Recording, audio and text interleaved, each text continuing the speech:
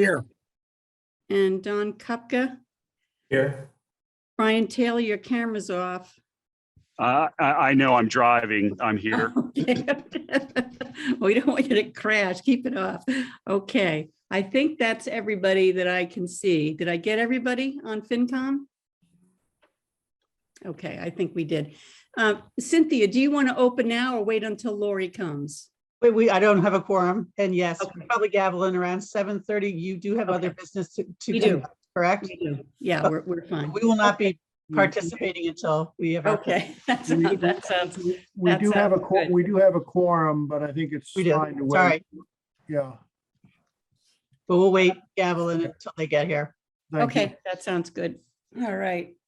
So chair's comments, minutes. So one of the things that we've been following up on is minutes, which, you know, since Anita left, we've had difficulty, although Kerry has tried, we've had difficulty getting traction on that. So there is a person in her office that can help. However, given that it's the end of the year and we have pretty good sized membership, what Lois and I decided to do is that we have the list of the meetings that we're missing.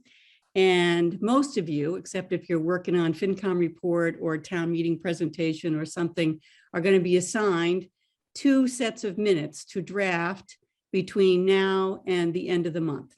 Okay, so I'm going to send out a list probably tomorrow. So you will get your assignments, and I'd like you to watch the video, which is all up on Minuteman TV, and use the Anita minutes from last year as an example, or more recently, the ones that we last approved that Lois prepared as an example, and do the minutes. And then we'll submit them all to Lois and as quickly as you can, so we can get some edits done and then have them ready for the meeting on the 28th. Does that make sense? Yep, good. Yes. Okay, all right, good. So that's the minutes.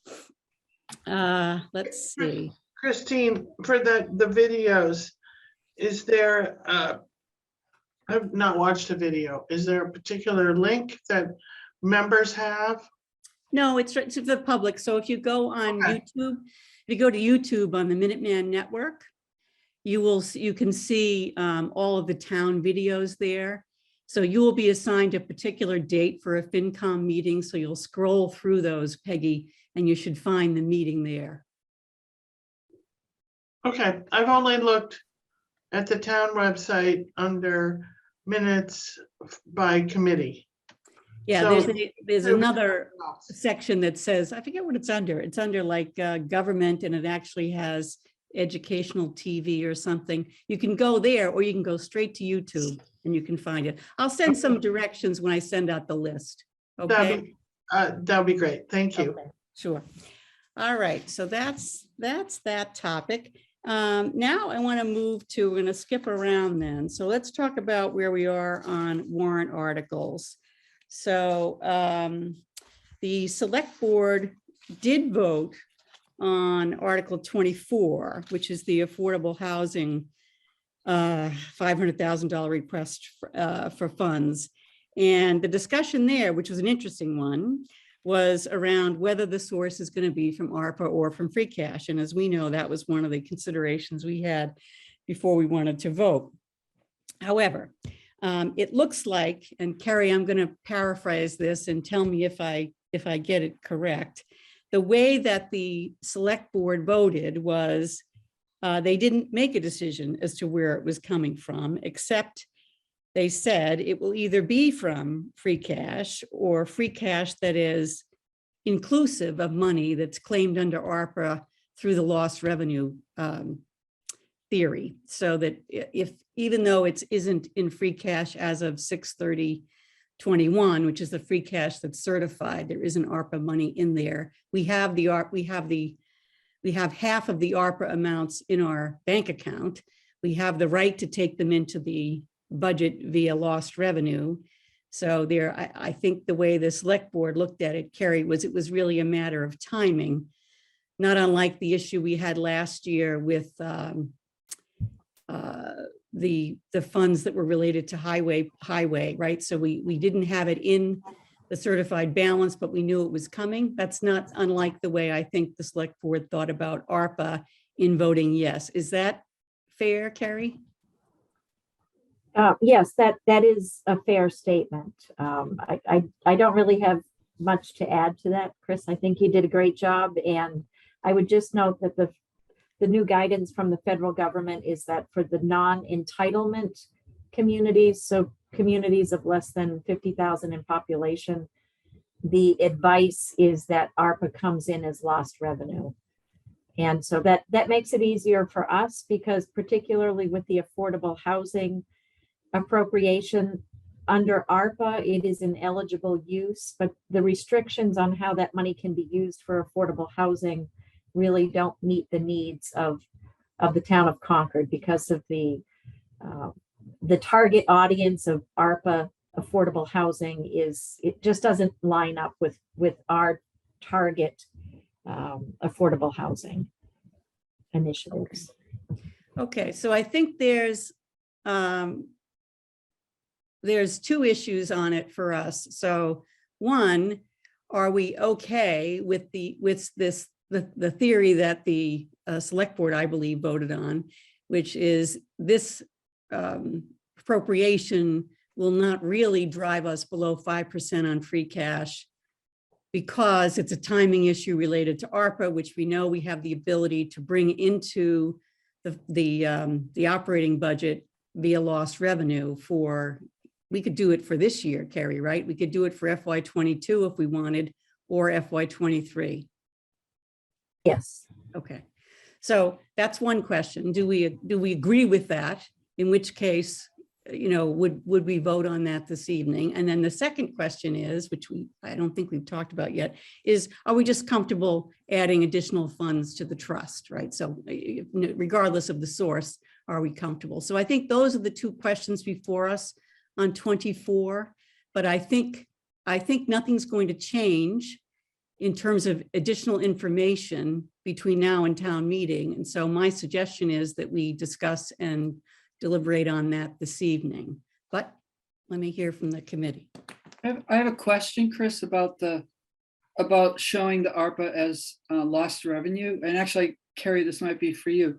So how much would we recognize in FY22 of ARPA funds as lost revenue? So we would be looking to recognize the full 50%. So $5.6 million. We have $2.8 million or so in the bank. Okay. So we would be looking to recognize it, but we're not looking to allocate or appropriate all of that in 22 or even 23.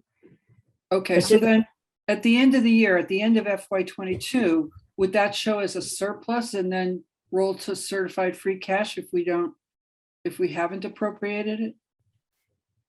Yes, that is our current thinking. We are still talking to the state, talking to auditors to see if it would be handled some way, but whether it would be part of free cash, which is I'm sorry, I'm losing the word. We're trying to decide if, is there a way to take it in and then set it aside as a special revenue fund, or are we just taking it in and it's becoming part of free cash? It's because it's new, we're still waiting for some guidance. Okay, but half of it, 2.8 million, is available either as a special designated reserve account, or it would be certified free cash on 6/30/22. Yes. Okay. Okay. And so we will have that answer before town meeting, because we're not going to ask you to appropriate from free cash if it's not going to end up in free cash. But we're still, nobody seems to want to answer the questions yet, but I assume as we get into town meeting season, this question is going to come up more and more, and there'll be an answer. Dean, you're mute. Yeah, I got to unmute. There we go. So my question is there some constraint on the ARPA funds being basically used for reserves. Like we're not supposed to do anything that makes it drop to free cash because that's reserves. Or maybe I misunderstood that in Yeah. some meeting that I was listening to or attending. So the reserves that are prohibited would be to directly put it into a stabilization fund or to put it against a long-term liability. So, But free cash is not considered reserves. That's okay for the purpose of what this would be done. yes, that's correct. Okay, thank you. Parashar. My question was just answered. Okay, okay. All right, I don't see any other questions. Let me see if I can't see everybody. Does anybody else have any other questions on FinCom? I don't see your hand raised.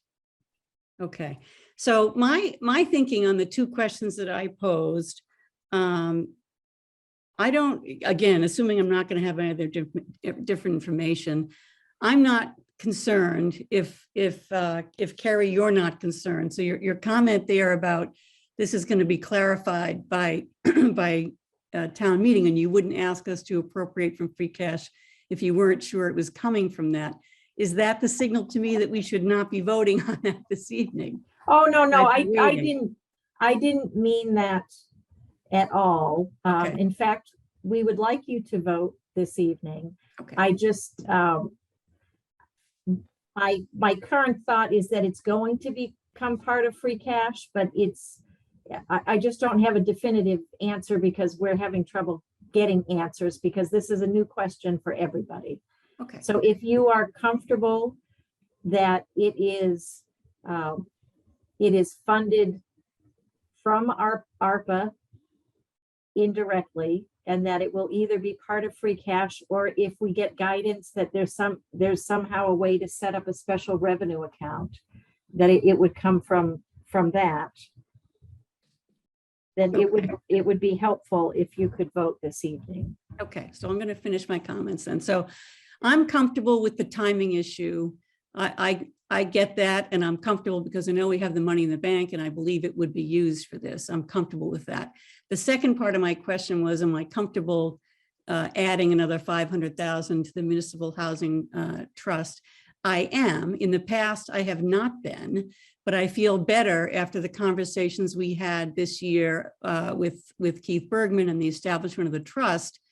And my hope that as the census data is completed and the housing projection is completed, that there will then be an evolution of the guidelines that he created for the spending of that money that would be tied to the goals, articulated goals, numeric goals that could be measured, accounted, and reported to the town with respect to spending on affordable housing. So I feel like from a policy perspective, we're in a better place than we were a year ago.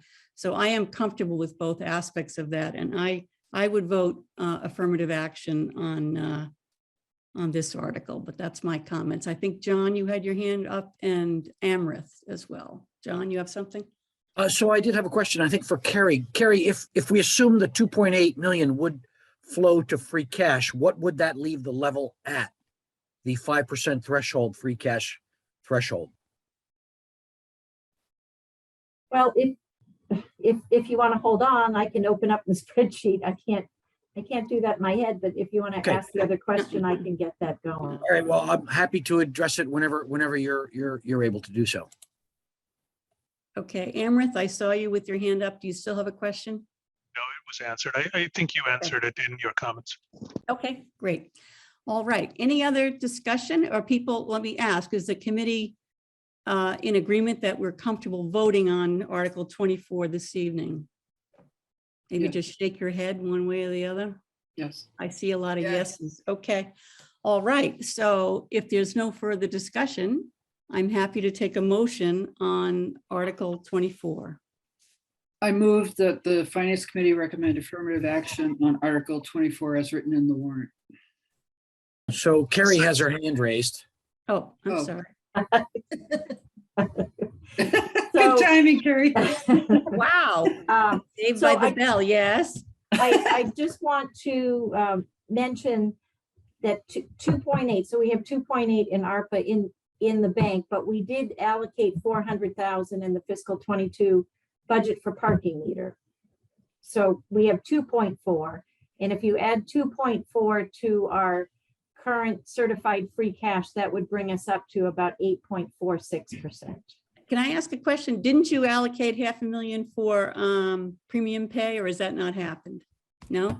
That we have not made any decision on premium pay yet. Okay. I did see that in your comments, so I did. yes. I thought it was done. I guess Yeah. not. Okay. Okay. All right. Okay, So, thank you for that, Carrie. That was a very important, I think, piece of data for this vote. okay. And Peggy, I see you have your hand up. You're on mute. Carrie, I think you said we had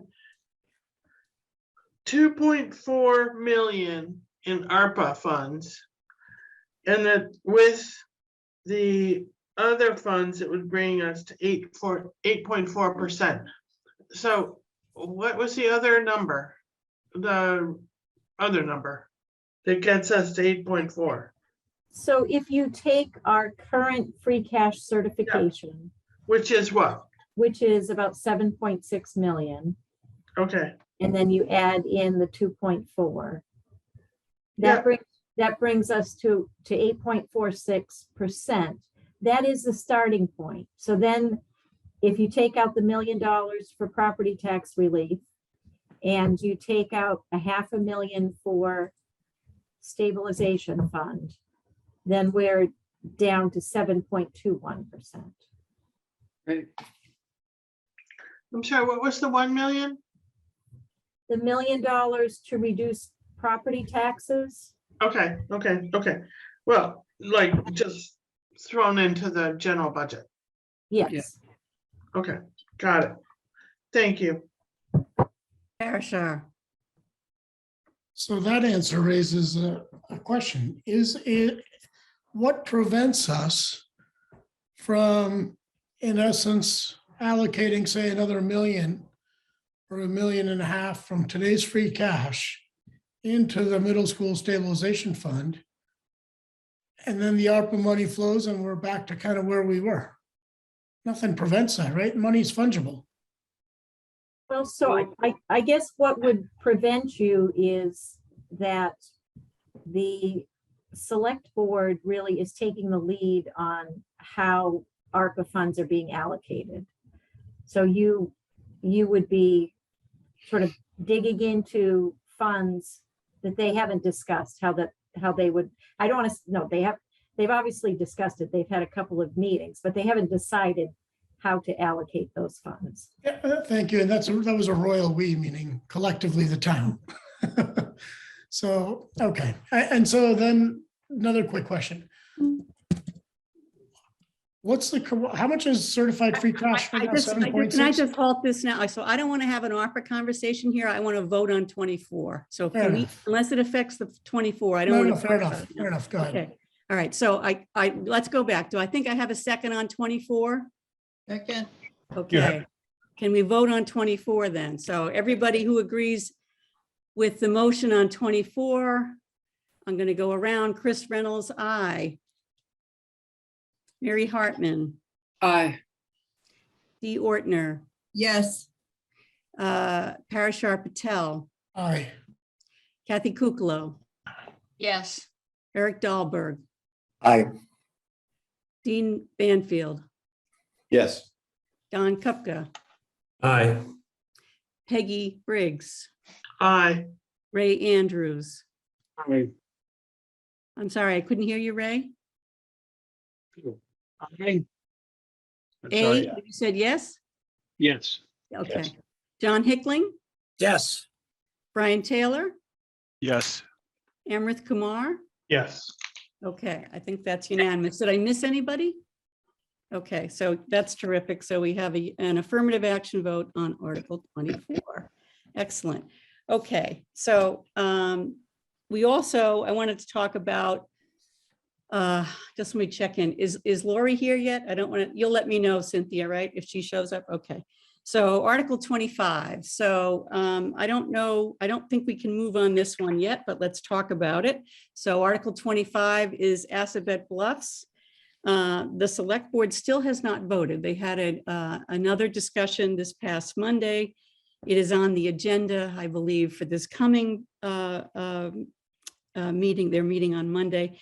The discussion centered on their ability or inability to amend the Assabet Bluffs MOU, read the number of units of affordable housing. So that was the members that were discussing it seemed to be the thing that they were pressing on. I don't know where that's going to go. So I don't know where the select board is going to end up on that. My view was, but I'm open to help here from the committee, given that this is a $3 million or thereabouts purchase of land for a couple of different purposes in the town involving about a 1.7 million in town funds as well as private fundraising. It involves affordable housing and open land. It's a complicated deal. It's in a lot of money. And my thought was that the select board should be the one, we should be looking to them in terms of saying this is the deal they want to do for the town. Our perspective is more narrow generally, right? In terms of, is this a reasonable use of town funds? I don't think we have an objection to that, or I haven't heard one that I recall from the committee. So if I wanted to look at it narrowly, I could say we could vote on 25 now without knowing what the select board is going to do. We're going to go into the FinCom report, which is going to get printed next week, with either an open, or and we don't have much to say when we haven't voted on something, or we vote and we'll have something to say. My preference is not to leave the public, with nothing in the FinCom report. And I was really hoping that the select board would have voted, but they have not. So, but I obviously need input from the committee on what you'd like to do on this one. Chris, can I? Yeah, Mary. So Chris, we've already voted to recommend affirmative action on the CPA article. So what we're talking about tonight is the $500,000 authorization to raise debt with the expectation that a grant would be awarded to cover that 500,000. Right. Right. That's right. So That's exactly it's right. It's a little bit narrower than Yeah. the whole project. Right. Right.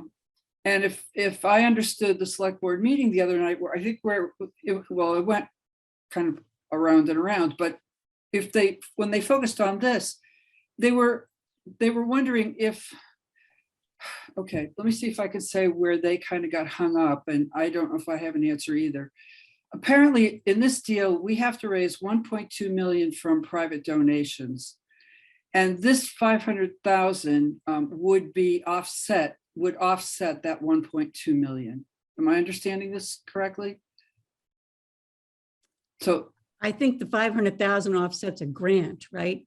But the grant, if the grant's awarded, it would offset the amount, Oh, I don't know. 1.2 million that could they be. have to raise. That right? could be. Yeah. Yep, it makes sense. Yep. Yeah. Yep. So then I think the select board were puzzled by, well, what if they raise $1 million, we get the 500,000 grant, where does the other 300,000 go?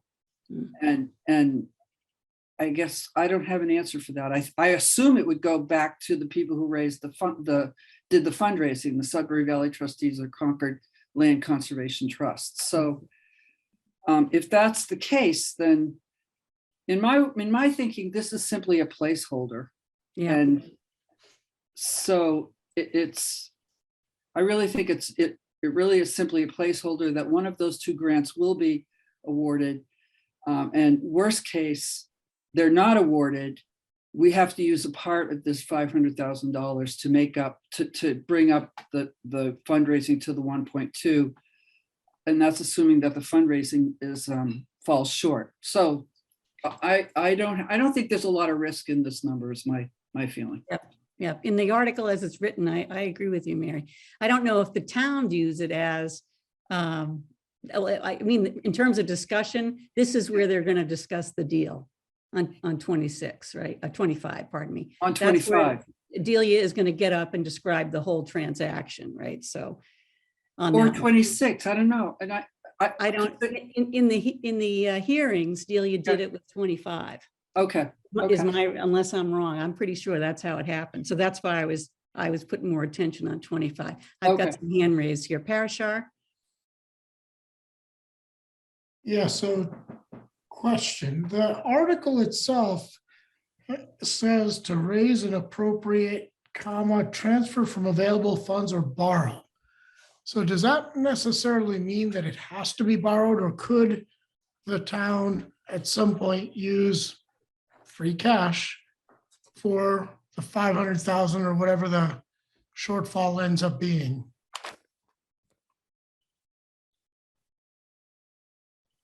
That would probably be a question for Mark, right? Well, it's a question for Carrie, I guess. Carrie, yeah, for Carrie. So the intention is that if funding under Article 25 is needed on a permanent basis, that it would be borrowed. If it is needed, the grants you may have heard, or at least one of the grants that we're applying for is a reimbursement grant. So the town would have to expend the 500,000 and then it would be reimbursed. This land purchase is scheduled for July or not before July. And so if we only need to, we can't close the fiscal year without having received the grant, without borrowing. So we do not expect to have to borrow because we are very hopeful that the grant will be received. So even though if we had to borrow, if we didn't receive the grant and we needed to use the funding under Article 25, it would be debt that would be issued. We don't expect it to come from free cash. We don't have another source of revenue available. So it would be debt. Okay, thank you. Okay. Okay. Anybody else have questions on it? So the question for the committee really is, if we want to, address the article as it's written, which is respect to this 500,000, I agree with Mary. I don't think that's a big stretch. I know I could vote for it. So I just wanted to make sure, I wanted to understand where the committee was in terms of how they were thinking about 25 and they're comfortable doing it in this way. Dean. So, my concern is mostly the flexible out clauses that exist in the MOU. So I'm actually not completely unhappy with the money and the way we're trying to find the money and how it'll be allocated if a grant comes in and et cetera. That's not a concern to me. I would really prefer to see some teeth in the article such that the map that's presented is defined as this will be deed restricted to affordable housing, and this will be deed restricted to conservation with a conservation restriction held on it. And then the town can vote for that. And then we aren't all up in the air about whether there might be, failings in certain ways that cause us to end up with, market rate housing on the land. So that's kind of my concern. It's not about the money. I'm not all that concerned about the puts and takes of where the 500 and can we replace a grant with some, and then that 500 moves over to the conservation, whatever. I'm okay with the money, but that's my concern is that there's too much openness in the MOU. And I would love to see us voting on a restricted set of, deed restrictions. That's all. My concern is that they haven't explained what it's going to cost to do the affordable housing. So if we ask the town for $1 million some odd, $1.5 million, $1.7 million now, Right. What will we ask them in 2 years from now, or whenever a developer is potentially found? So that's why this is a strange one, right? There isn't a warrant article on the deal. There's a warrant article for funds in CPC, which, the monies are in alignment with what CPC's goals are. They've done an analysis. They had an independent assessment. It's independent valuation on the property. It's a good deal on the property. So from a financial perspective, it's hard to vote against that. This 500,000 is written very narrowly, and it's hard to vote against that. But in the end, I'm not entirely comfortable with it. So that's why I'm struggling with this one. Don. Yeah, Christine, similar concerns.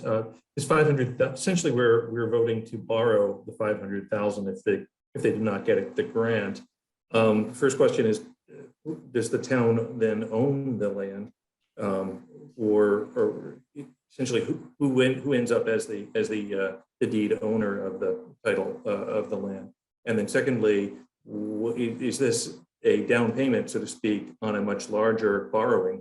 In which case we really need to weigh this against all the total other requirements of the town. If it turns out that there's another, several $1 million needed, and does not make the grade, does the town then own the land and have the right to do something else with it down the road, or is it, just where do we end up with for the loan, for the borrowing? Yeah, Carrie, can you answer the question as to who owns the property after the transaction? So Chris, we have a couple of people in our audience who are in a much better position to answer that than me. Delia Kay is here, Krista Collins from Sudbury Valley Trustees, and Polly Reeve. Okay. They all have their hands up, and I think Okay. I we would promote defer to them. Delia, can we promote Delia or whoever you think is right? I am promoting Delia right now. Great.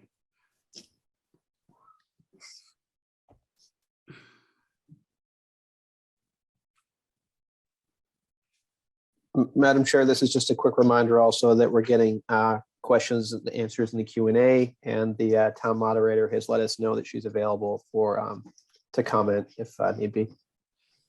Oh, okay, Delia. Can you Hi, answer the everybody. question? Delia Kay, Natural Resources Director for the town, and glad that we are having this conversation. I just wanted to point out on Article 25 that it does note that the ownership is based on the plan that was submitted, with parcel A being 1 acre going towards the affordable housing, and parcel B, the 6 acres going to the conservation. And I think that, the important thing here is, so in answer to the question, the way that it is being contemplated at the moment is that the town would hold the fee interest, and CLCT and Sudbury Valley trustees would co-hold a conservation restriction on the parcel, on the open space parcel. So the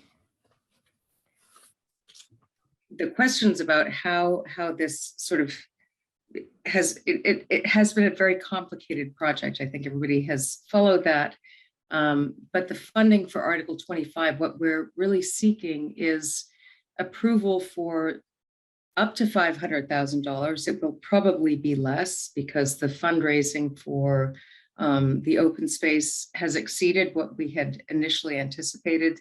CLCT and SVT can speak to that a lot better than I can. They have done tremendous work. What had originally been anticipated to be $700,000 in fundraising is over $900,000 now. We are seeking that $500,000 grant, either from the Land and Water Conservation Fund or from an MVP grant. And that will, the grant, so I'm sorry, it's complicated. The funding for the article is necessary so that we can provide the seller with the money for the acquisition. So it's $2.8 million to acquire the land. Housing is contributing, I think it is $950,000. I don't have the chart right here in front of me. We are anticipating $1 million from CPC, but we don't have that additional money in order to make that. It's that Article 25 is sort of a bridge loan. And then if the grant is successful, that money would be sort of quote unquote refunded back to the town. If the fundraising exceeds the expectations, which it seems on target to do, that money could also be returned to the town, although I will leave that to CLCT and SVT to speak to that, because that becomes complicated on how that works. So I will let Krista and Polly add to that. I'm going to hold you on that. Okay, so does that answer your question, Don? Or no? Yes, it does. It sounds, Okay. what I heard Dilly say is that the town will own the land and it will be deed restricted for the donations of the nonprofit. Okay. Okay, Dee. Yeah, thank you. I just am concerned about the status of the select board in terms of their review of the memorandum of understanding, and what the implications could be going forward. If you take a vote, I know myself, I would abstain tonight if you take a vote on it, just because of the uncertainty associated with it. So that's all I would like to say at this time. Thanks. Okay, thank you, Dee. Don't see anybody. Brian.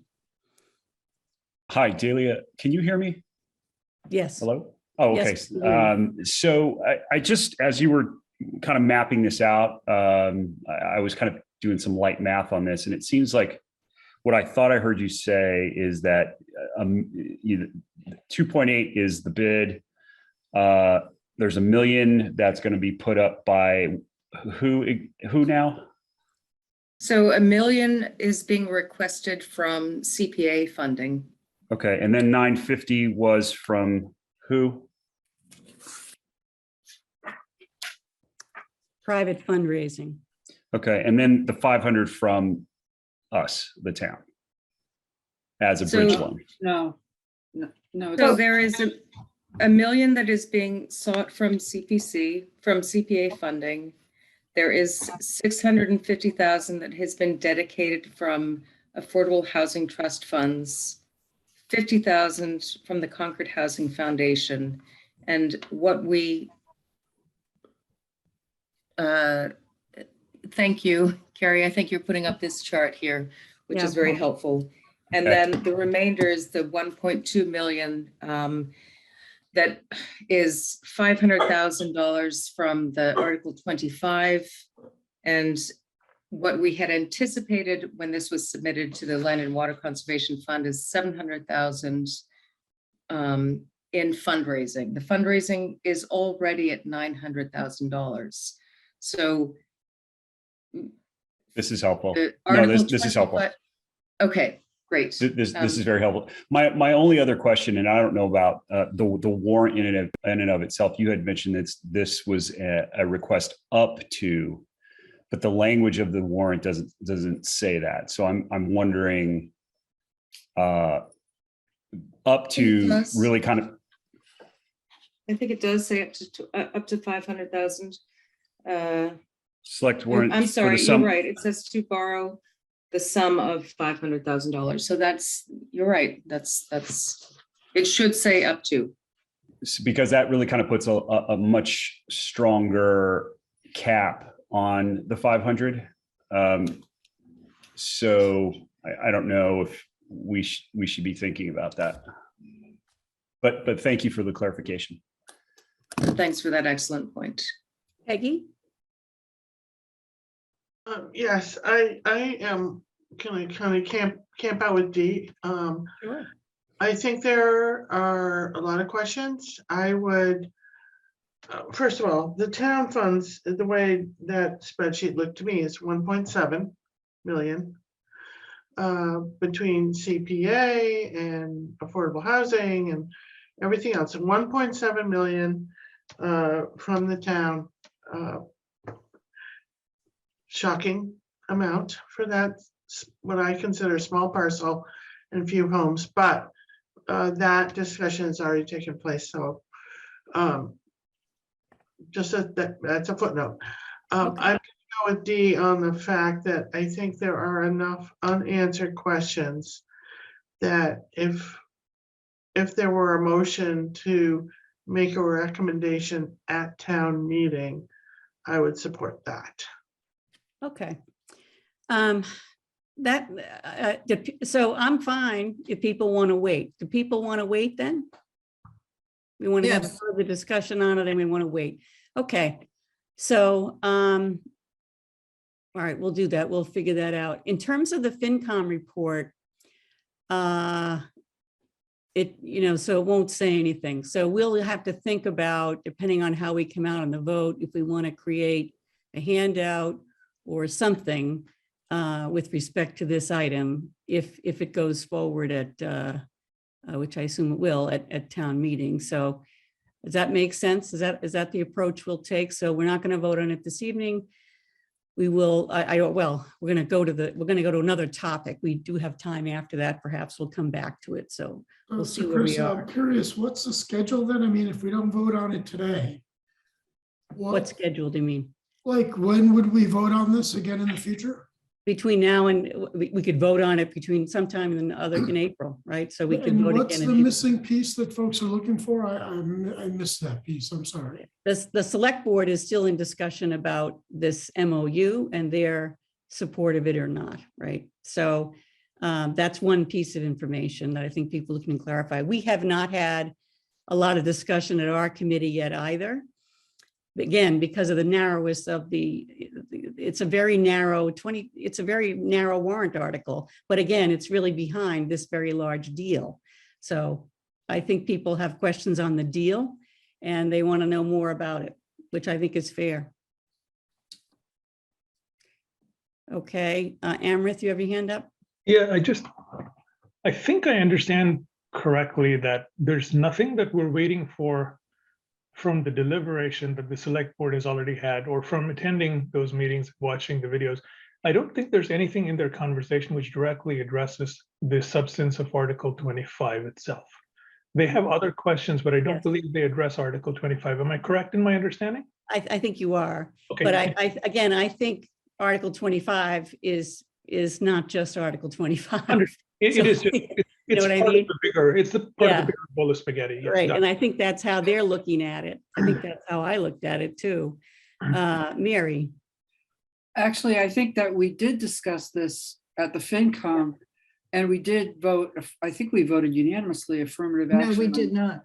It wasn't, We- it wasn't We voted on it. on 26 we did. Is that what you 26, mean, yeah, Mary? 26, 26 we is that did, right? not 25, yeah. And so just, do you remember the vote we had on 26?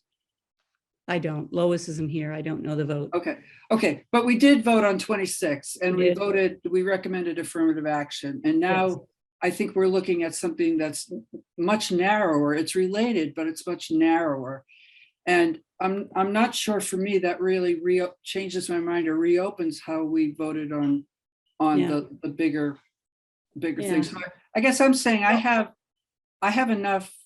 And I know that the select board is uncertain and they're still in discussions, but I thought we had discussed this and decided, and I feel like I have enough information. I have enough information to vote tonight on Article 25, which to me is almost like a side shoot of the more complicated thing that we again have already discussed and voted on. So I'm ready to vote on Article 25 tonight. But I'm sorry, Mary, go ahead. But I'll defer to what the committee wants to do, obviously, but I'm ready to vote on it. Okay, all right, good to know. Don?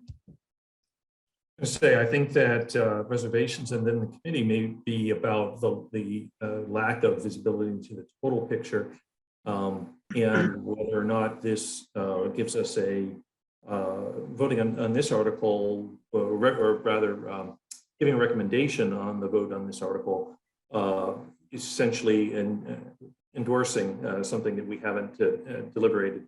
I wonder if maybe the moderator or someone else could give an opinion on this, and whether it would be beneficial to the select board if FinCom did look at the total picture and prioritize this overall spend, and wrote a memorandum or something of that nature to advise this select.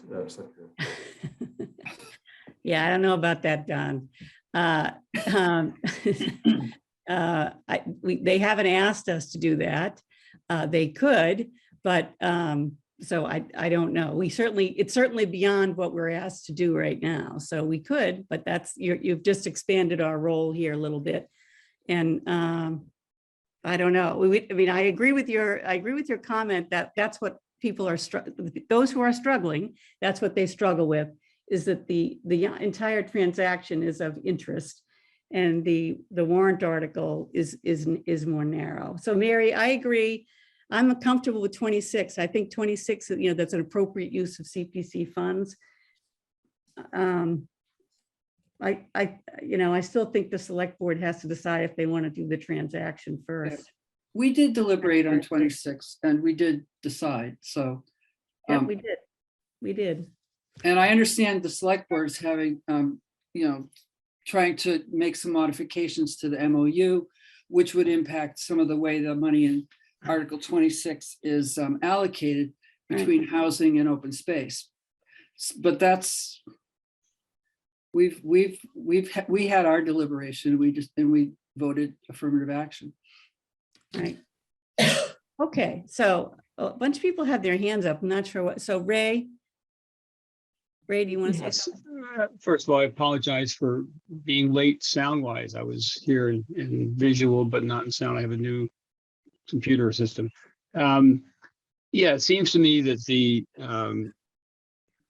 MOU does cover if housing, if it costs another $1 million or $2 million, whatever, to build the affordable units, there is an option for the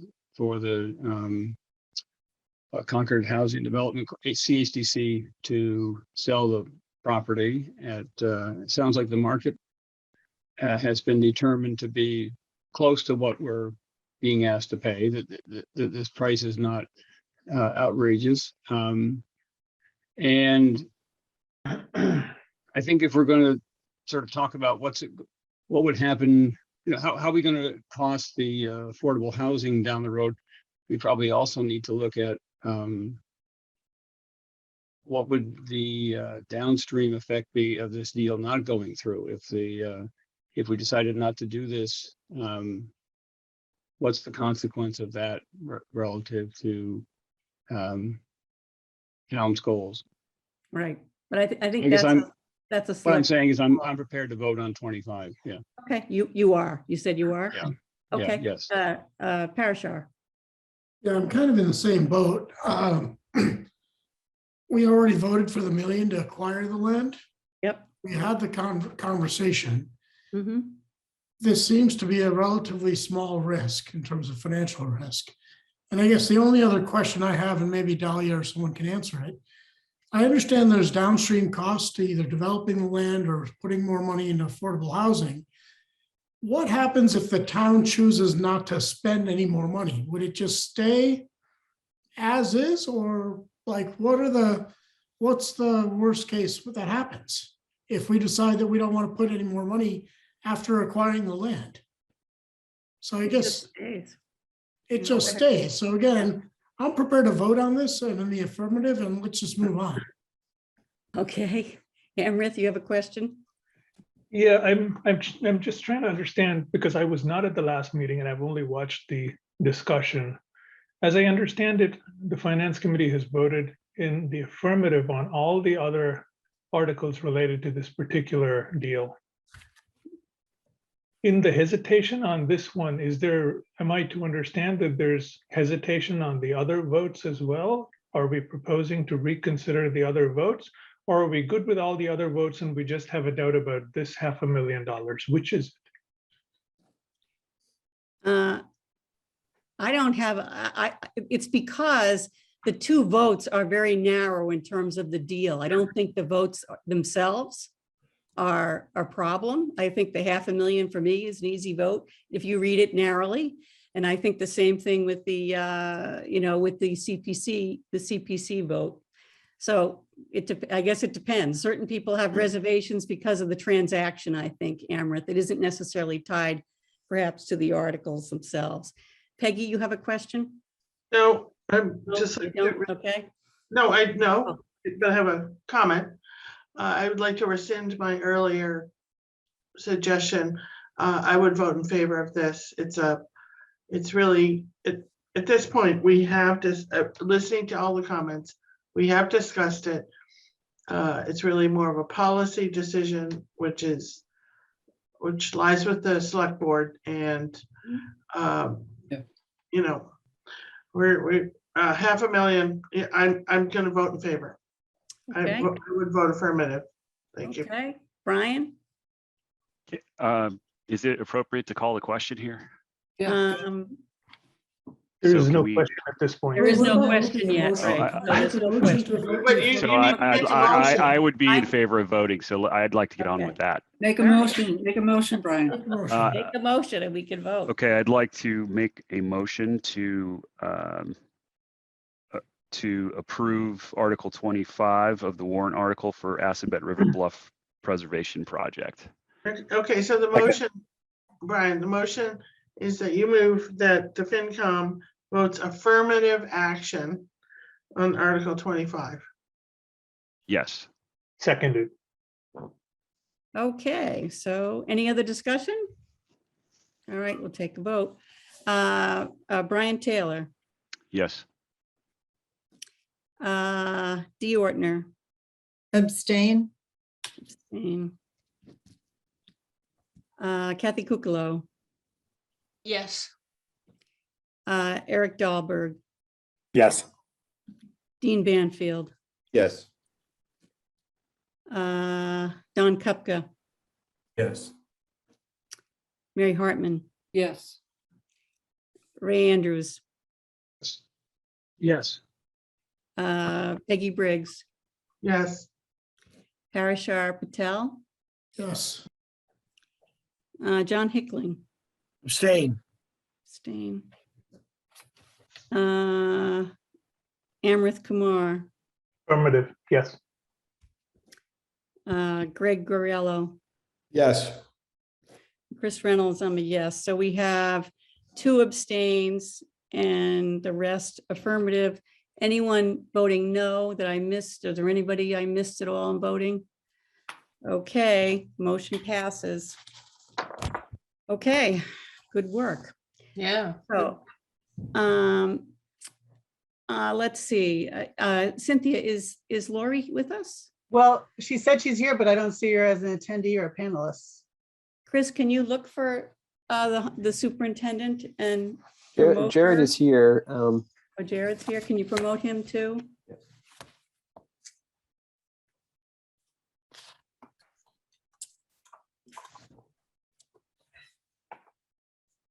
Dr. Hunter, if you're here, can you please raise your hand? You might be using a different name. For alias. Not a good sign. Yeah.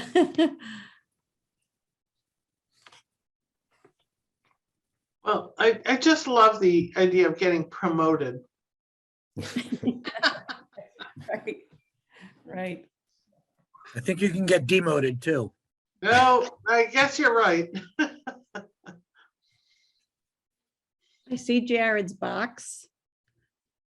And I was going to do roll call for the committee. I don't see any of my other colleagues here, though.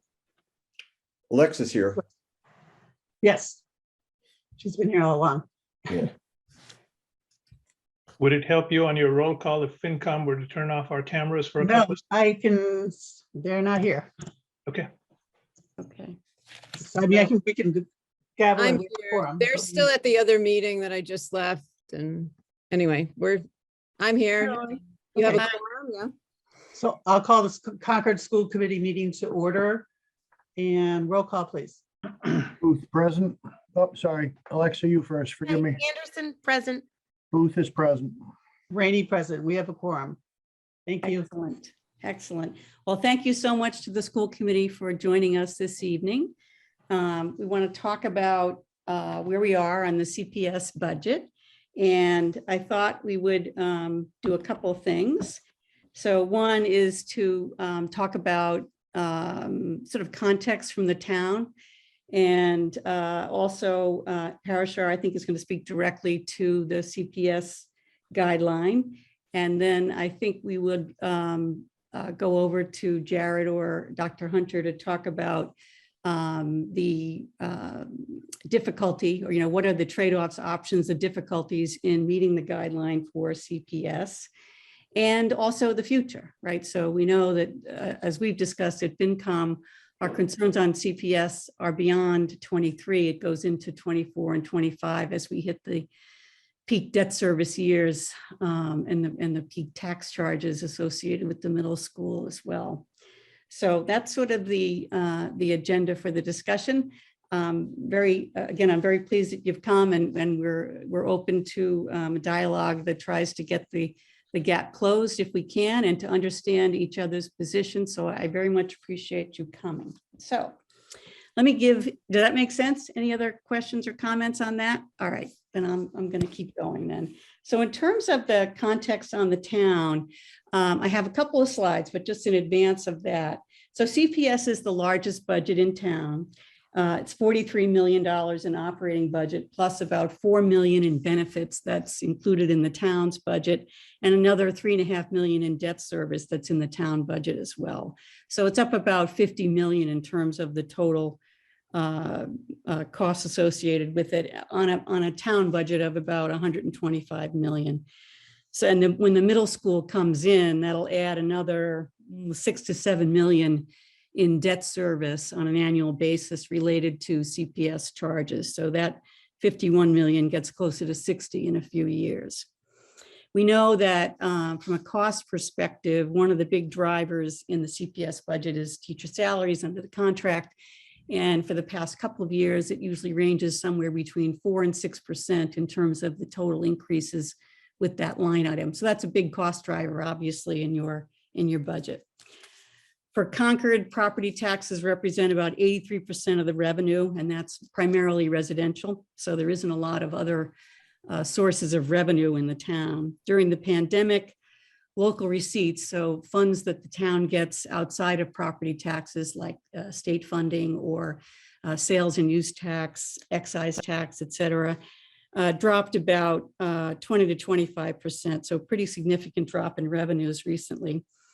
And that really reduced available surplus. So part of the discussion that some of you just heard was us talking about free cash and how it has been at the bottom, and how do we get that up? So surpluses are pretty low right now.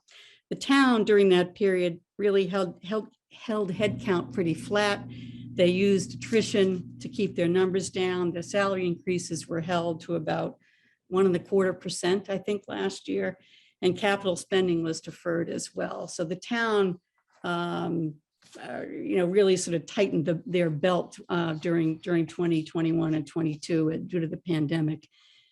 And on average, our property tax increases have benefited from some of that, right? So the last 5 years, the average tax increases to existing property owners have been between 2.5% and 2.8%. For this year, we're projecting at around 2.6. So that's not the total levy, but that's what we estimate hits the existing property owners. You also have levy associated with new growth or new homes or expansion of homes in the town. So let me share my screen here. If I can bring this up.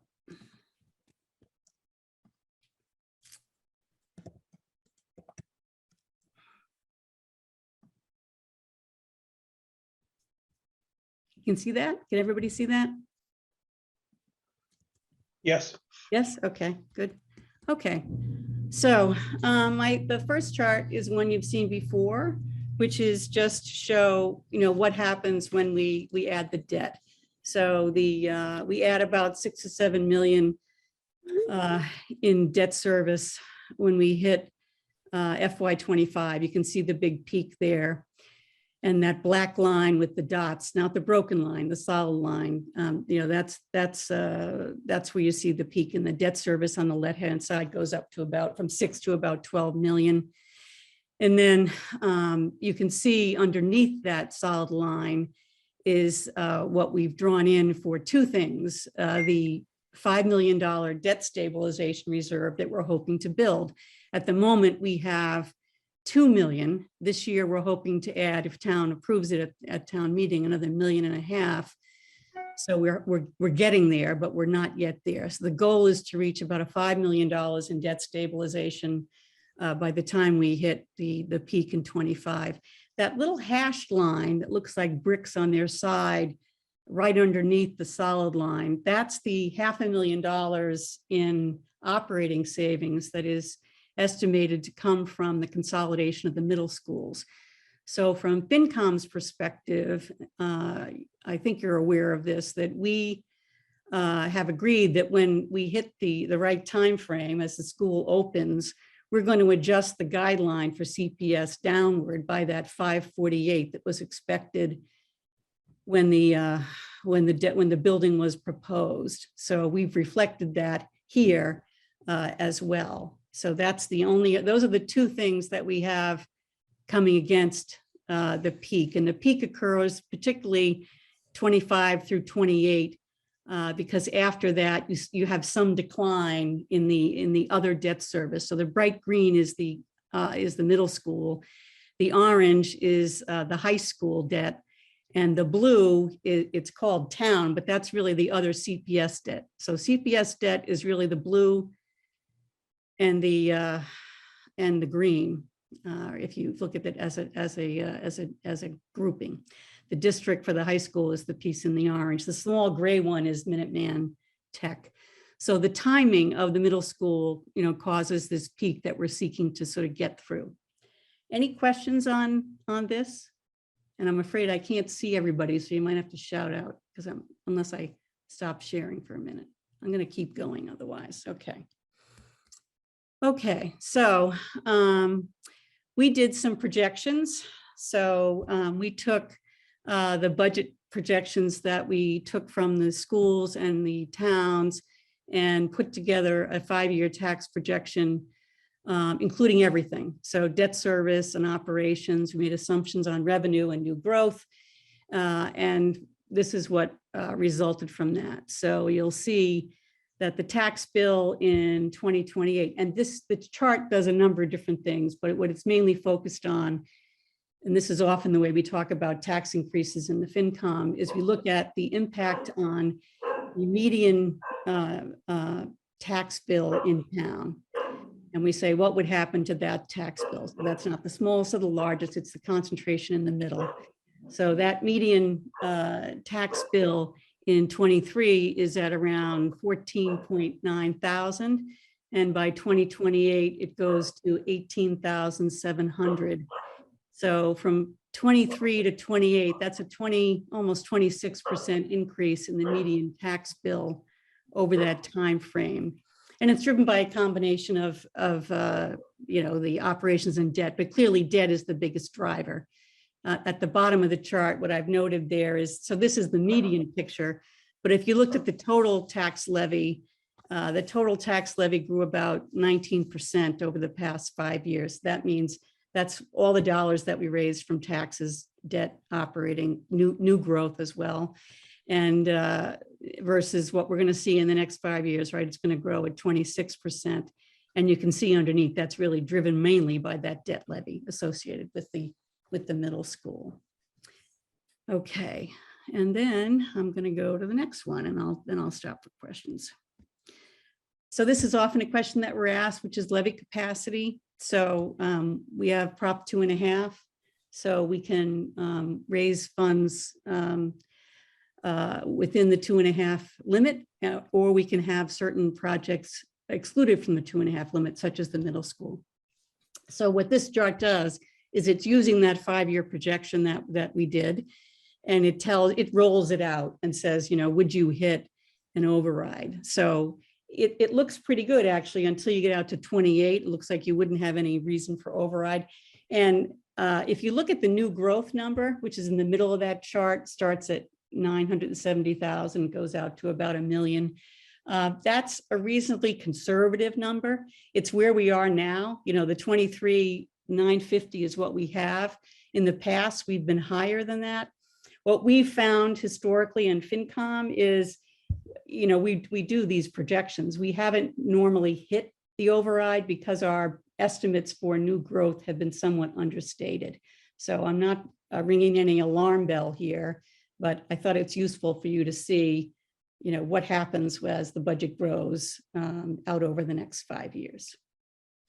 Okay, so that's my the overview town context. I'm going to stop sharing for a second and see if there are questions on that from the school committee in particular. No? Okay, good. I have a question. Yes, sure.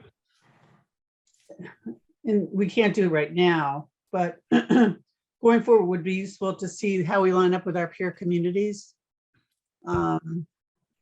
Especially when we exclude, I wouldn't use the word exclude, but talk about taxes versus debt, because some of our communities could be in the same situation we are, where they're in the process of building a new school, or so it would be sort of interesting to look at operational costs with our peer communities. I know you've done it in the past, and you probably did it maybe this year, and I might have missed it. But it's not necessarily the only piece of information, because our other peer communities experiencing these same challenges with school costs rising, and I meant to go off and sort of find out how much of the percentages peer community school budgets were going up in FY23, but I do not have that information. So yeah, I did a little work on it, and sometimes it's hard to figure out. And again, I'm not, you don't know those budgets as well. So I was just looking at budget books and warrant articles and so forth. Mm-hmm. So I looked at Sudbury. I could get information, and I believe that number was around 3%. And Wellesley was under 3. I think it was somewhere under 3%. I think for their. Then I was looking at school budgets when I was looking at the requested numbers. And Lexington was higher. I think it was around 4.6%. I think Lexington also has a school, or they have voted on a school in the future. It's not, I'm sure it's not in their budget numbers yet. No. And the other things that were noteworthy about those other two communities, which I thought were in the peer group for Concord, I couldn't find something for Wayland. It was another one. I couldn't find Lincoln. There were a couple I couldn't find, but in both Wellesley and Sudbury, they had some declines in enrollment, not insignificant, and that were followed by drops in educators. So they were dropping enrollment and teachers in those communities. So again, I don't know how easily it was to compare them, but we do look at that. Yes. So, okay. If there's no other questions on that, then Parashar, I'm going to hand it over to you to talk about the guideline.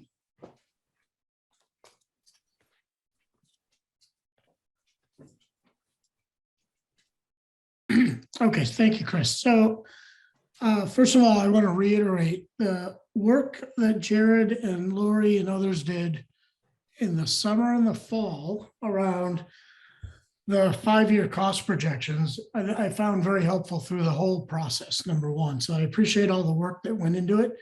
And, as I think we said at the start, hopefully the goal was to facilitate conversations like the one we had and the ones we're having now. I'm not going to go over the guideline numbers, et cetera. I think everybody knows those numbers. But at the end of the day, at least my feeling is that we appreciate how much you've tried to meet the guidelines, but what would be really helpful, not just for the committee, but I think helpful for the town, is to see what the trade-offs are. I think, when you take a look at the gap this year, not being able to meet it, or at least not even having a sense of what the trade-offs are, what is the town willing to give up to meet the guideline, and not give up, frankly, would be very helpful. And I think we're going to need those types of conversations moving forward, because the cost projections that you shared and you developed actually show average annual growth higher than even the budget requests that came in this year. And and I fully recognize that those cost estimates for many items were developed without the recent spike in inflation, whether it's a sustained or the higher level of prices stay at that level, who knows? But there's a lot of unknowns. And I think it would be just useful for the town to understand what those trade-offs are. And I'll be perfectly honest, the 500,000 or whatever in savings from operational savings as a result of a new school. If it's not possible to find 400 some odd $1,000 right now, I am not comforted by the fact that we're going to find 500,000 in the future. I'll just be perfectly blunt about it. And so therefore, I think having some visibility, what did you consider? What did you not consider? Why, I think, is what I'm personally looking for. And I'll just sort of leave it at that. And Chris, I don't know if we want to hear from the rest of the committee, or maybe Lori and Jared or the school committee, but that I'll just sort of set the preamble on the stage with those comments. Thank you. Okay. I think the committee would be in agreement. You know, we've had this discussion ourselves, so I think we know we have those two questions. So what are the trade-offs and what could be done, if anything, to move the needle south as we go forward, given what we're looking at? You saw that in FY25, we're projecting an 8% hit on taxes, and it's 25% over the next 5 years, right, in total. So it's a significant amount. So that's what we're off to understand. And one other thing I'll add, because I do remember at some point there was a comment that, you know, talking about trade-offs in public may cause concern among folks in the school systems, et cetera. And I understand those concerns. However, I think we're all adults, including all of the folks in the school system, teachers, residents, and everybody. So we ought to be able to have these types of conversations about what the trade-offs are, with everybody fully recognizing we're all adults. And, you know, the folks that may be involved, may be affected, may not be affected. We're not naming names. These are conceptual ideas and concepts, but to have those trade-offs, hopefully everybody is adult enough to understand that this is what happens in the real world. Trade-offs get made every day, all over the place. Quick interruption. Can you promote Tracy Morano? Thank you. Carrie Rankin too is probably coming then. I just don't see her yet. Okay. I do have some slides that are going to address some of that. So maybe I should go next. Yeah, that'd be great, Lori. Great. Jared, can you pull them up? And these are very high level. We can talk on any further detail you want. Go ahead to the next one. So we had heard from Chris some of your questions.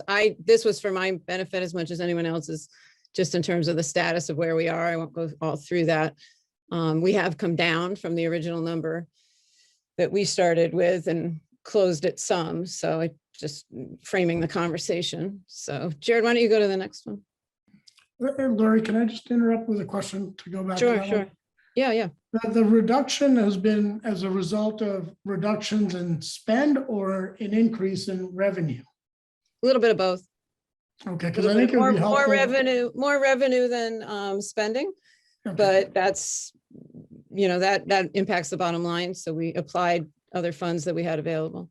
And I will frame, let me just frame the discussion. I appreciate applying other revenue as available. I don't know the intricacies of the revenue that comes in, how consistent it is year to year, and what the future projections of those revenues are, which is why, at least for this conversation, I'd really like to understand the cost structure and how that gets changed over time, because that is the one thing that is under our control. Even the long-term contracts with the teachers union are under our control. Right. Let's go to the next slides then. That's a segue to that. So the zero-based budgeting process often means that things are, the way we're able to bring you numbers that we bring you with salary and contractual obligations sitting up against that is because of the zero-based budgeting process. So as we built the budget this year, and this is a cumulative list and certainly not complete to these are the higher ticket items. When we looked at enrollments at the elementary schools, we saw a smaller number of kindergartners slated to come. This is still a work in progress in terms of the actual numbers. So we have to take our best risk assessment and decide what we're going to staff. So in the build of the budget, before the school committee even saw it, we had eliminated a kindergarten teacher at Alcott and the assistant that would accompany that, and a second one at Willard and the assistant that would accompany that. We had individual nursing requests that we have looked at other means to fund and strategize other options. So we eliminated those. We've taken reductions in the salary lines of 120,000 for retirements that were not named as of yet. So those are risks for us, but we count on some attrition, resignations, retirements, and replacing at a lower level. We've reduced 4 tutors across a number of different settings, mostly special ed services, and where we could see that we didn't need either the same amount of service or we could reallocate. That's one of our major cost saving endeavors, is to not just keep adding on, but reassign people and do differently in the setting that they were in previously. We've had an open applied tech position over the last, well, two years really. We had not filled it over COVID because of space issues. We initially put it in the budget before we brought it to the committee and decided to hold out on that because of the cost factor that was implied, and have since rolled in the subsequent skills that kids would get from that into the science curriculum in the STEAM lab, which is what we've been doing for the last 2 years. So that's on hold. We went back through all of the supply and material lines and zero-based them. Coming off the pandemic, it was a lot of ups and downs. We had inventories at one point because we closed. Last year, we were still using those up. Now we're getting back to more normal spending. So we asked the leaders to go all the way back through and start over, ask for only what they needed based on whatever inventory they had at the time.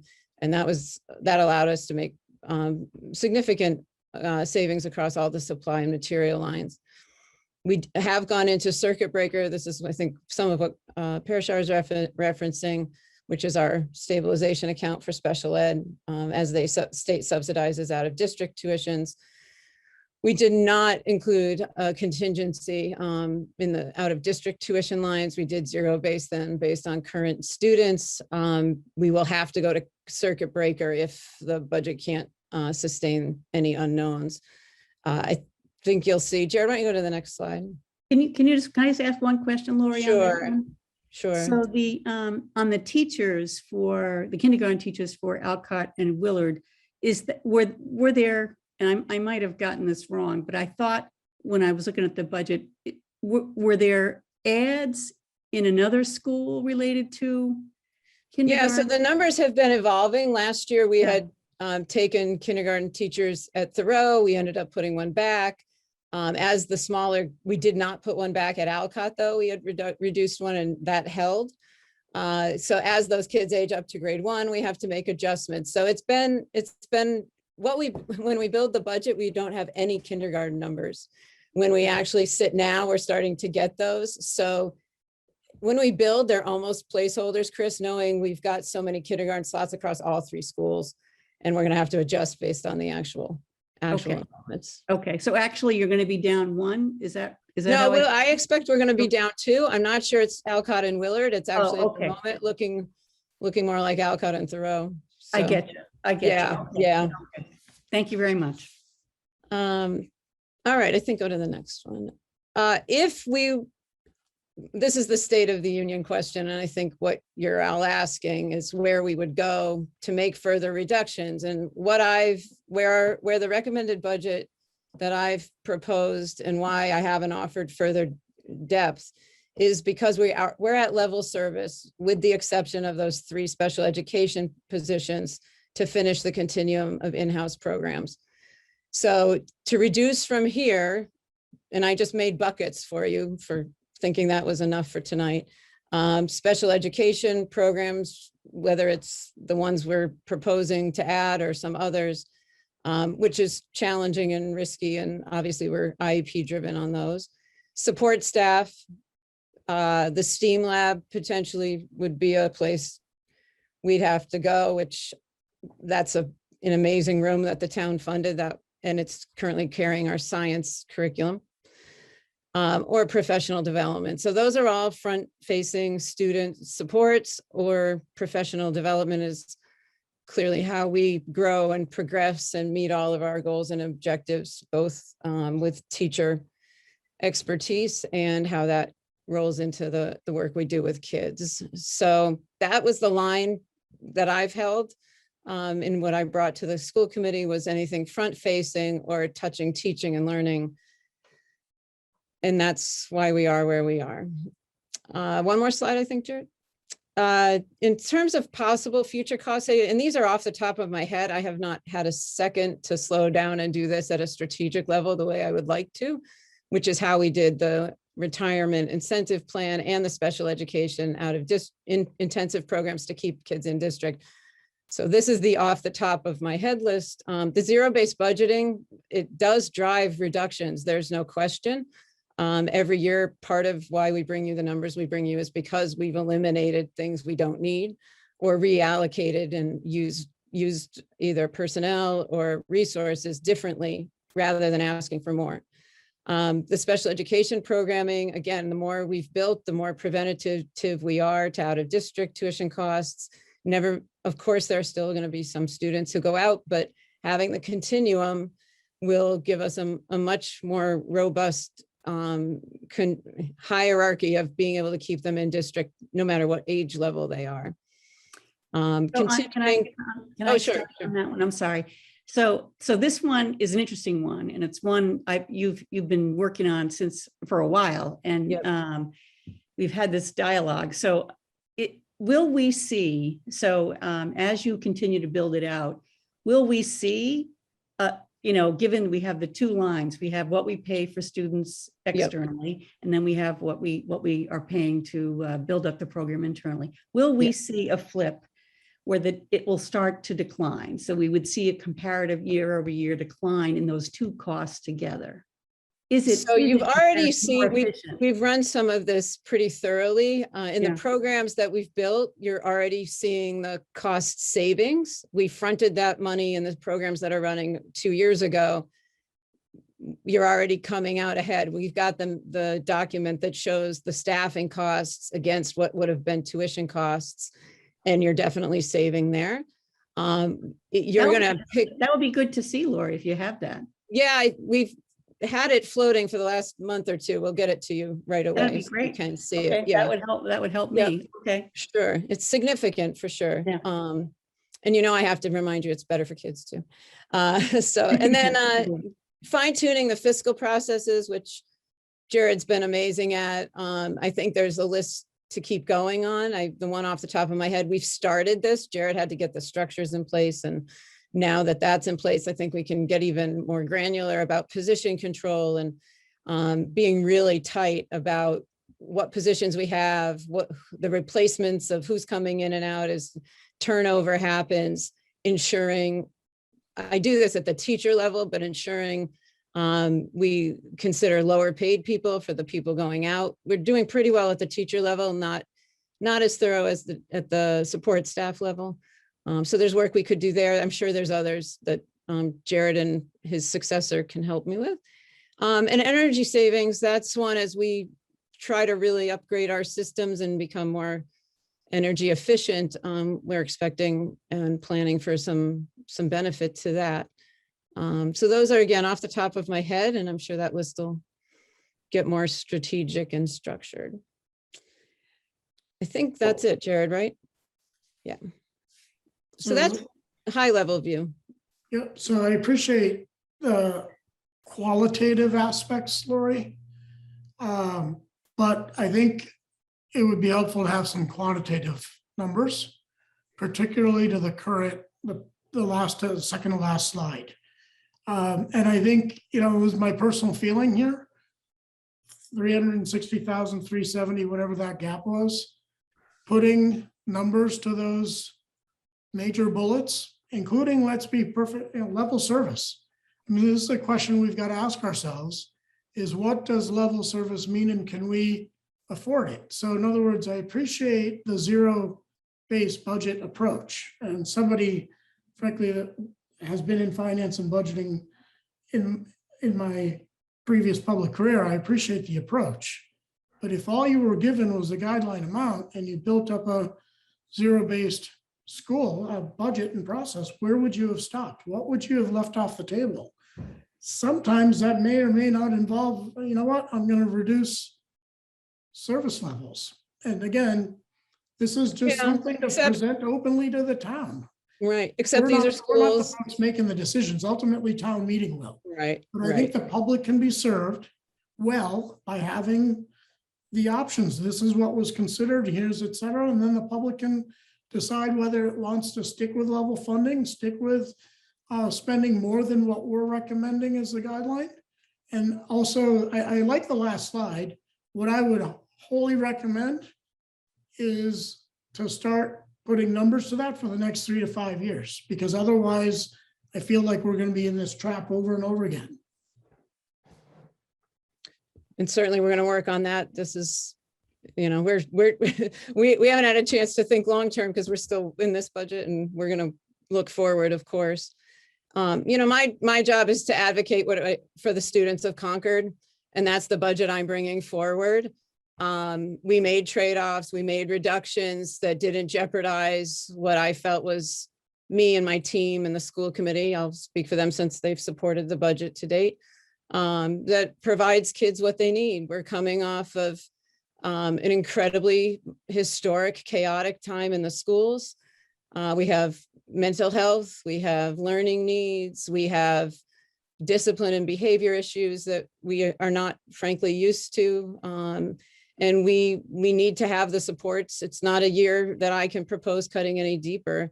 I think the other concern I have, and Jared will, I think, agree with this, we've taken some risks in this budget with unknowns that we are willing to risk, and we can go to circuit breaker if we need to, or hopefully we can address them other ways as needed. But to take another level of risk or a reduction in service just wasn't a place I was comfortable and felt like we were serving the kids. I'm sorry for interrupting, but look, I understand you weren't comfortable recommending. And I'm not suggesting by putting those options up there and making them public, that I would not interpret that as recommending. And a lot of us do this in our day jobs. We're asked to make trade-offs on budgets and spending plans. People are asked to say, well, what would you recommend? And you make a recommendation. If you're asked to cut further, well, if this is what where I would cut, I wouldn't recommend it. And so I'm not asking, or I'm not suggesting that anything that you put together options of here's where else we could cut would come across as a recommendation. I respect the fact that you've made it very clear, this is your recommended service levels with this amount of budget.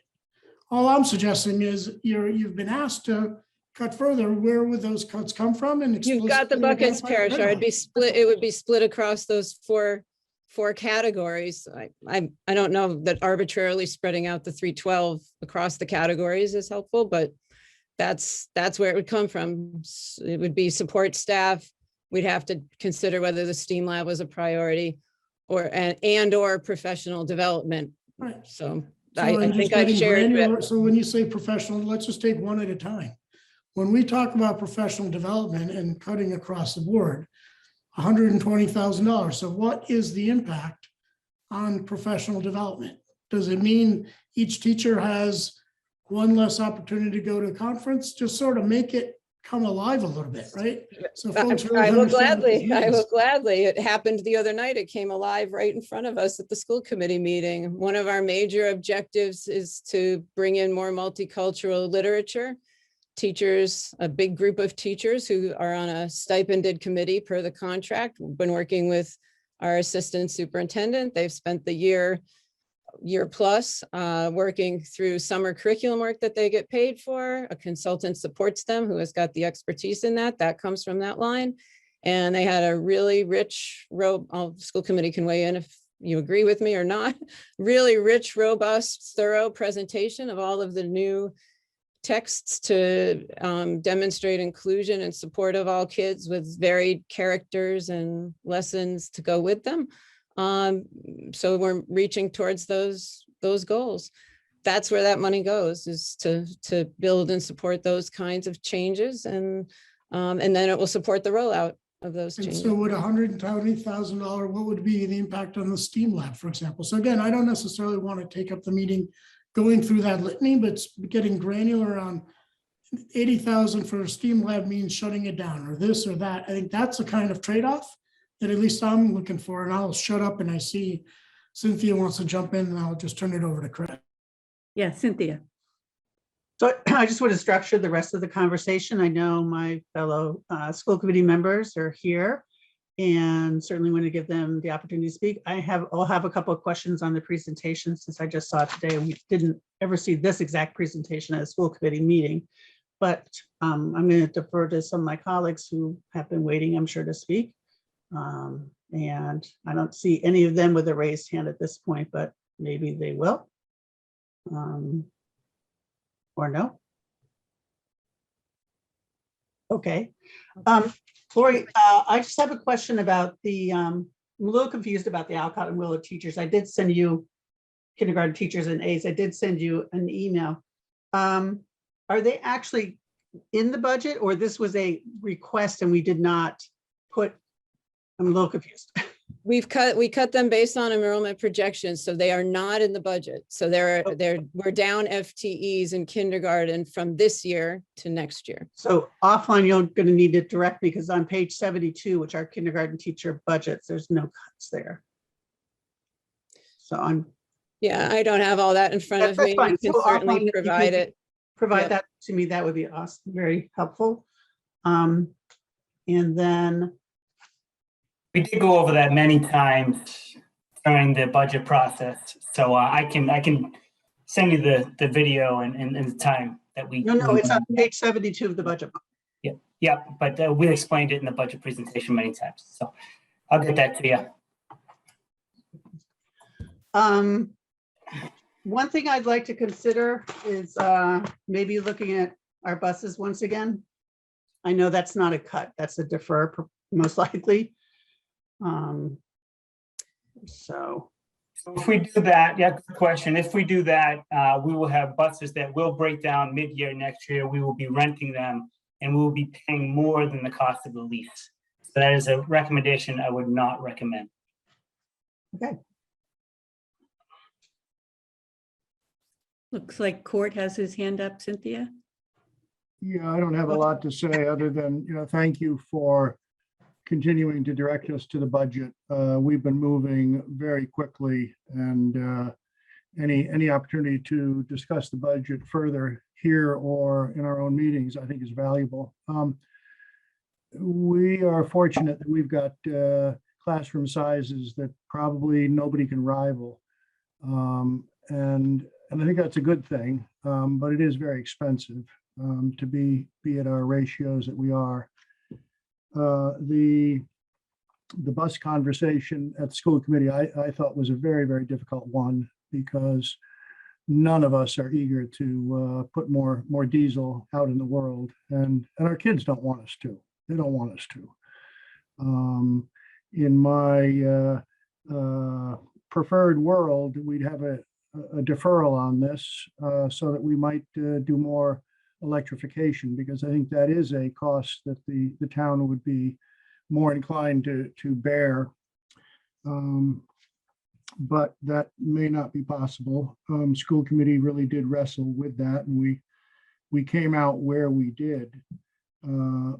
But we also have committed ourselves to continue our budget work right up until town meeting, and that was reaffirmed, I hope, clearly Tuesday night.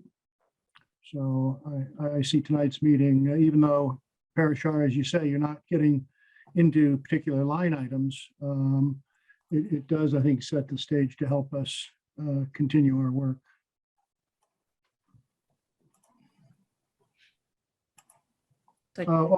Finally, I did have a question too, because I saw the nurse reference and I was a little confused. I, for one, don't call a failure to move on a request a reduction because it just wasn't there in the first place. But I think the school committee. No, it is a reduction, Court, because it's in this year's budget. So, okay, so it was a reduction to continue with pandemic level. Am I accurate? No, these are special ed. I can't say too much because of confidentiality, but these are special ed driven nurse needs. Okay, well, you can see. They're how little usually I in the know. contracted service line.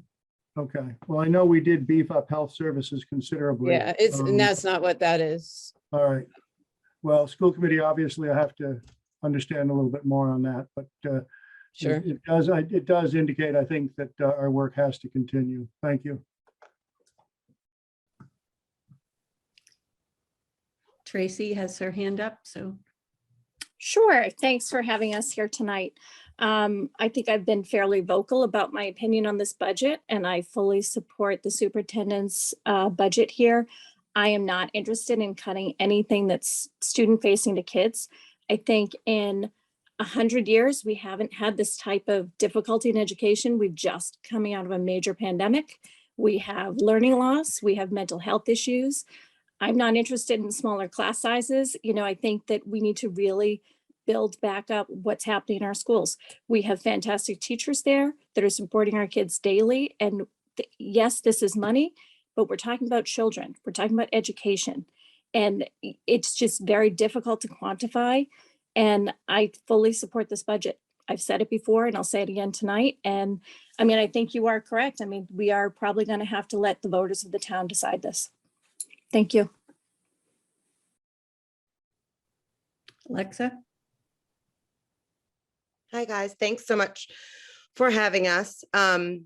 Where I have continually struggled with where we are is absolutely 100% something that squarely intersects with the pandemic. When we talk with our educators, our parents, people really in ways that I wasn't predicting, that I never could have foreseen, are really genuinely struggling. I spoke with an educator the other day who had happened to take a year off of teaching because of the pandemic. And this educator articulated to me there's just something different, and it's not different good with the kids and what they need and what they require. And again, I recognize that it's intangible. You know, it's a little bit of mental health, it's a little bit of learning loss, but it's very, very real. And to me, as our educators and parents and students are struggling with trying to reemerge from what has been really, just as we all are, even into everyone in town is trying to reemerge from these past 2 years, I get so worried about doing things, you know, like cutting service for kids in special education, cutting service for mental health, cutting, you know, these all and all of these ways that we support these kids are people. And our budget really at the end of the day is mostly people. And we need those people, because that I believe that that's what is going to get us back to a state of normalcy. And I wish it happened faster. I wish going to school every day and not being hybrid corrected the problem, or the kids taking their masks off a month ago fixed the problem. But I do really genuinely believe this is bigger than we recognize, and big problems like this just take time, and taking away these supports for kids, I think in the long runs could be really like genuinely catastrophic. And for that reason, I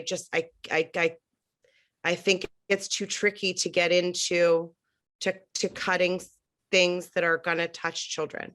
So that's where I net out with this. And I know that that's tough. to hear, and I know it's tricky and all of that, but that's authentically where I'm coming from on this. Thank you. Thank you. Sure. Kathy Kukalo? Yes, thank you, Chris. And thank you, Dr. Hunter and the school committee for your presentation, for your hard work, for putting things in front of us. What I have to say is that I am truly, truly concerned about the future of this town and the dramatic escalation in property taxes that are being contemplated, the amount of debt that the town is taking on for the middle school. So there's a big picture here, and many of us have worked in corporate America, have budgets, and quite frankly, I'm having a hard time looking at $42 to $43 million and saying, well, if I have to cut 300,000, I'm going to take away special ed, or the trauma of COVID is going to be exacerbated and you're not supporting us. That is not the case. We are not recommending that those things be taken away, but you've got a very small bogey here on a very, very large budget. And I can tell you that in my corporate life, that money would be sent back to me and say, find it. So I don't think that we're being that harsh. We're asking questions. This is something you all as parents and part of the school committee and the superintendent, we have to keep ourselves not just healthy in terms of, what you're looking at, the issue you're facing right now. We've got a big problem ahead of ourselves, and we're pricing ourselves out of this town. I had a person today talk about the tax bills and what they're seeing coming, and they're going to move. They're going to leave. And that's not what I want to see with my town. I want to know that we are really looking at how we're going to manage this whole thing, this next 20 years. That chart that I see of debt scares me. It really scares me. And I would hope that the very, very talented and smart people that are managing a budget of $43 million can find a way to, whether it's basketballs or, changing the paper plates in the cafeteria, let's really work at this. And I'm sorry, I'm not saying that you haven't, but I just find the scope of the gap and the scope of the dollars, I'm befuddled. That's the end of my comments. Thank you, Kathy. Amrith? Thanks, Chris. So first to the school committee and Dr. Hunter, thank you very much for the presentation. And I'm not going to repeat all of the things which Kathy said. This is not to be taken as we're not supporting the school. We also live in town and we also are interested in having a good school. But given the size of the budget and given the size of the gap we're talking about, I'm going to propose to you something which is like a thought experiment. Let's assume we're the day after town meeting and town meeting gave you $300,000 less. What would happen? What is the plan you've got in mind for what you would do on the day after?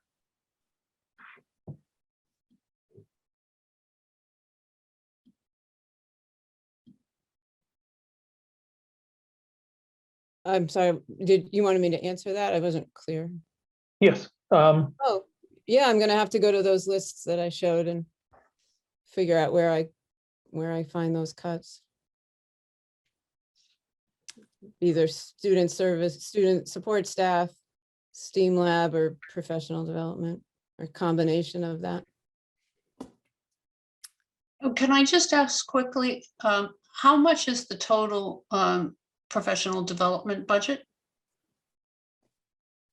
Do you have that, Jared, off the top of your head or in front of you?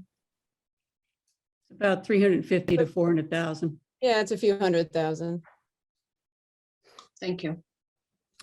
Don? Yeah, again, thank you to the school committee and Dr. Hunter for this dialogue. I really appreciate it. I think that Jared, you answered a question earlier that I believe Court Booth had raised about the school buses, and that has been discussed even on this committee. And I suspect that that it's worth one more question, and that is to say, how much of the shortfall do just the purchase of new diesel school buses represent, and what alternatives on that front exist through either purchasing of a used school bus or purchasing to tide us over until we electrify?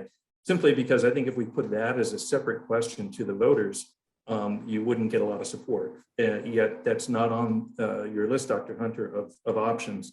If you're forced to make some cuts, they're going to be student facing. It wouldn't be something that would maybe further the electrification of the school buses. And I'm sure that it's been studied, but my question is, can you help us to understand, could we buy one bus instead of 2 or 3 or whatever the number is?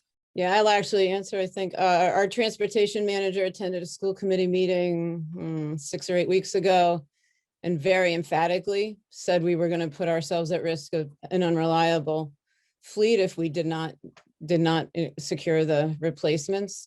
We have a pretty thorough cycle that we are on.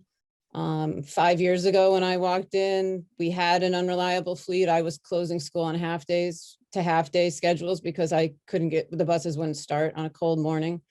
We can't risk getting back to that. So we're right now saying we need to stay with the plan as is. We completely want to electrify the fleet as much as you do. We need to find the funding mechanism to do that so we can maintain the reliability simultaneously. We've been on our working group already with the town and Brian Folds and really studying what opportunities there are for funds out there to get that moving faster. We're closing in on our 3rd and 4th electric bus, and we definitely want to make that happen as quickly as possible.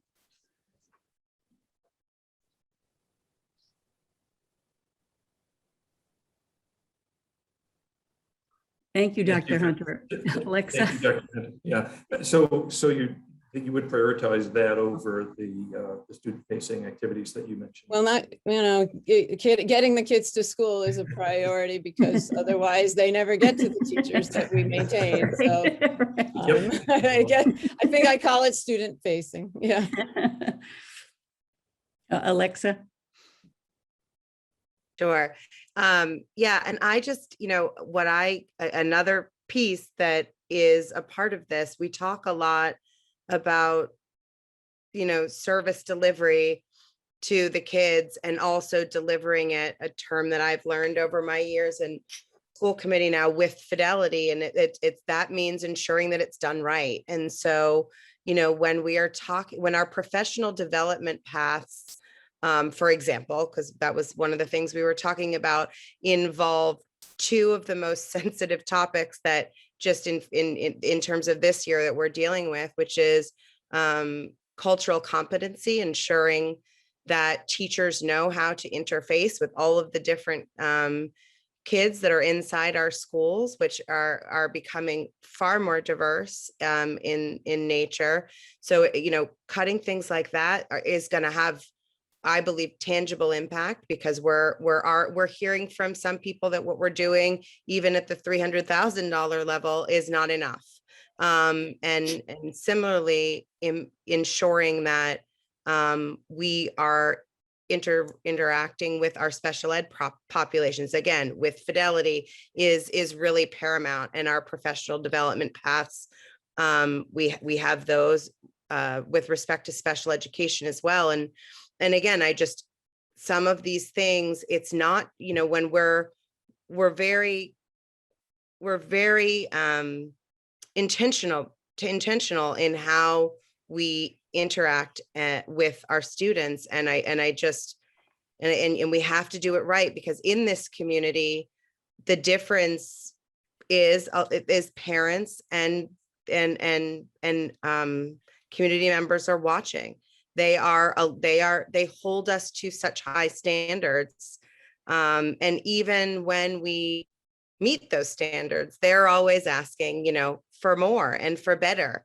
And so I think, that is sort of what we are also confronting when we look at these budgets, to ensure that we can meet that standard of excellence that is very well articulated by our parents and community members, all year long. Thank you, Alexa. Mary. Thank you, Chris. I really want to echo what other people have said and thank the school committee for coming here tonight.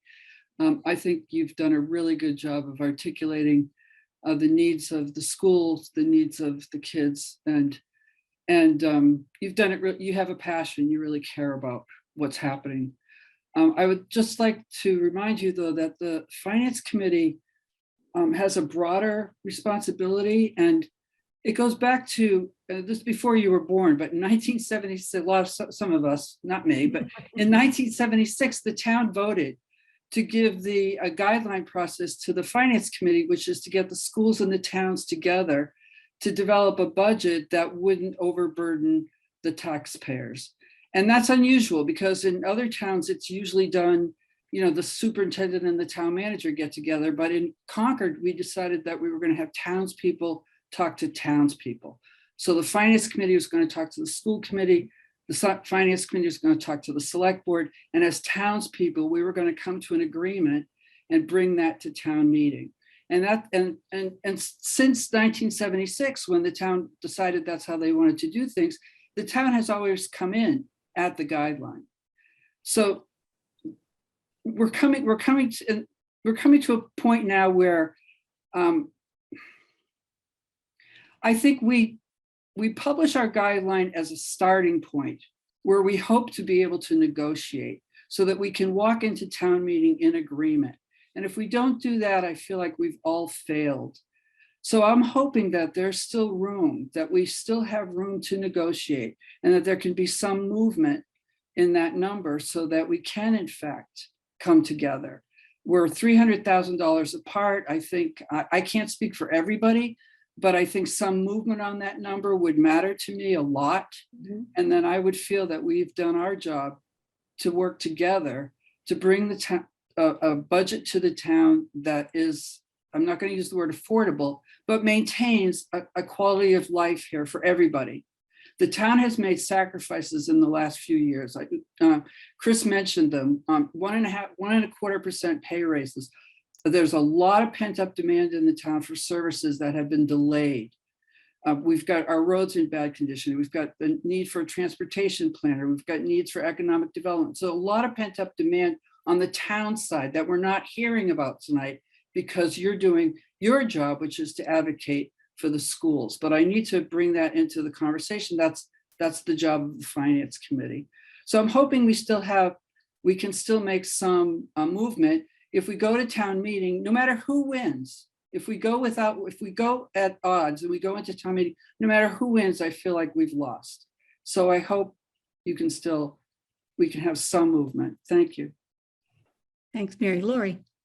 Actually, Greg's been waiting. Why don't you? Oh, sorry. Go ahead, Lori. If you wanted to respond to that, I can hold on for a second. No, Mary, we totally agree. We've been trying to come down. We were at 450, I guess, to start with. I know there's question of revenue. Whatever. We've been trying to come down, and we got there as many different ways as we could, trying to close this. So yes, let's keep negotiating, whatever word we're going to use it. All of that was meant to signal that, come up a little and maybe we'll find a middle to meet. So okay. If that's what you were hoping for me to say, I'm absolutely, but you haven't moved at all. So we're trying to figure out what to do with that, because it's you're at your preliminary guideline and we're just trying to sort that out. So good to know. Greg. Yeah, so I just wanted to get I enjoy everybody's comments and definitely this is worth discussion. But Christine, I wanted to ask you, what do we see are our action items coming out of this meeting? Is it getting the town more informed about the differential and why the school cannot cut it so that we can put on a piece of paper at town meeting, hey, this is what will be cut if this is not? Is it to get the town or FinCom to come up? Is it to get the Concord, the public schools to come down? I just want clarity on what our action items of what we're trying to fully establish with the conversation tonight. Right. So the conversation was based on the committee's request from our last meeting to do two things. One, to understand what the obstacles were in reaching the guideline, A, and B, what were the plans, if any, from the school side with respect to what I'll call bending the cost growth in the future, looking at those tax charts that I showed you and some of the things I mentioned that we know what's going on in the town. So that was the purpose. It was to have a dialogue. So it depends, the actions afterward depend upon the dialogue. So I can't predict that for you. We'll talk about that as a committee. You know, one driver I didn't mention, that the lower enrollments coming into K are going to feed up. So you're going to see us be able to keep adjusting FTEs as time goes, and that will matter in our bigger picture. Yeah, I wanted to ask about that. And the other thing, Lori, I think that I wanted to remind the committee of, it's not on CPS, but it will feed into the overall budget, is you're predicting that the Concord Carlisle shift is going to go the Carlisle way for a while in the high school. And I think that number is sizable. Yes, it is. They're bracing themselves for a few $1,000s to swing to them. Yep. Yeah, a few $100,000. Yes, it's late. I've been on Zoom since 6 o'clock straight. So I'm not speaking. Right. I wanted to make sure the committee knew that at the high school level, we have some things coming our way, which can be useful. And to Parashar's comment earlier about the $500,000, I'm hoping you can perhaps reassure us that you're still. Yeah, that $500,000 can come. Yeah, those are consolidations that aren't part of it. A lot of it's consolidations that aren't part of this discussion. Right. Okay. So one thing I'd like to respond to, Lori, and I think Mary talked about in negotiation. I kind of view this as a dialogue. And to be clear, one of the reasons why we haven't moved off of our final guidelines is I find it very impossible to make decisions without information. And repeated statements, well, we've done what we can, and without any information of what the trade-offs are, make it difficult for me to say, you know what, make it 2.8 or make it 2.6. So again, all I'm asking for is specific facts around what are the trade-offs. If the guidelines stay here, what are we dealing with? And then we could have a conversation around the qualitative aspects of those trade-offs. But so far, up until today, we hadn't even seen a list of potential areas. And we still don't have a sense of, hey, you know what, the gap is 360 or 320, whatever that number is, and I'll take 80 from here and 90 from there. I heard, well, I can just do 1/3 each.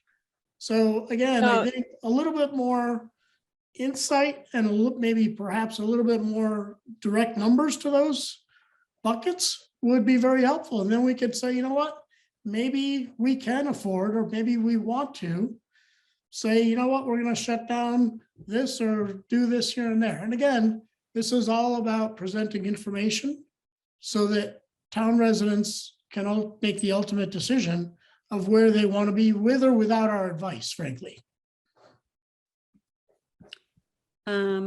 Eric?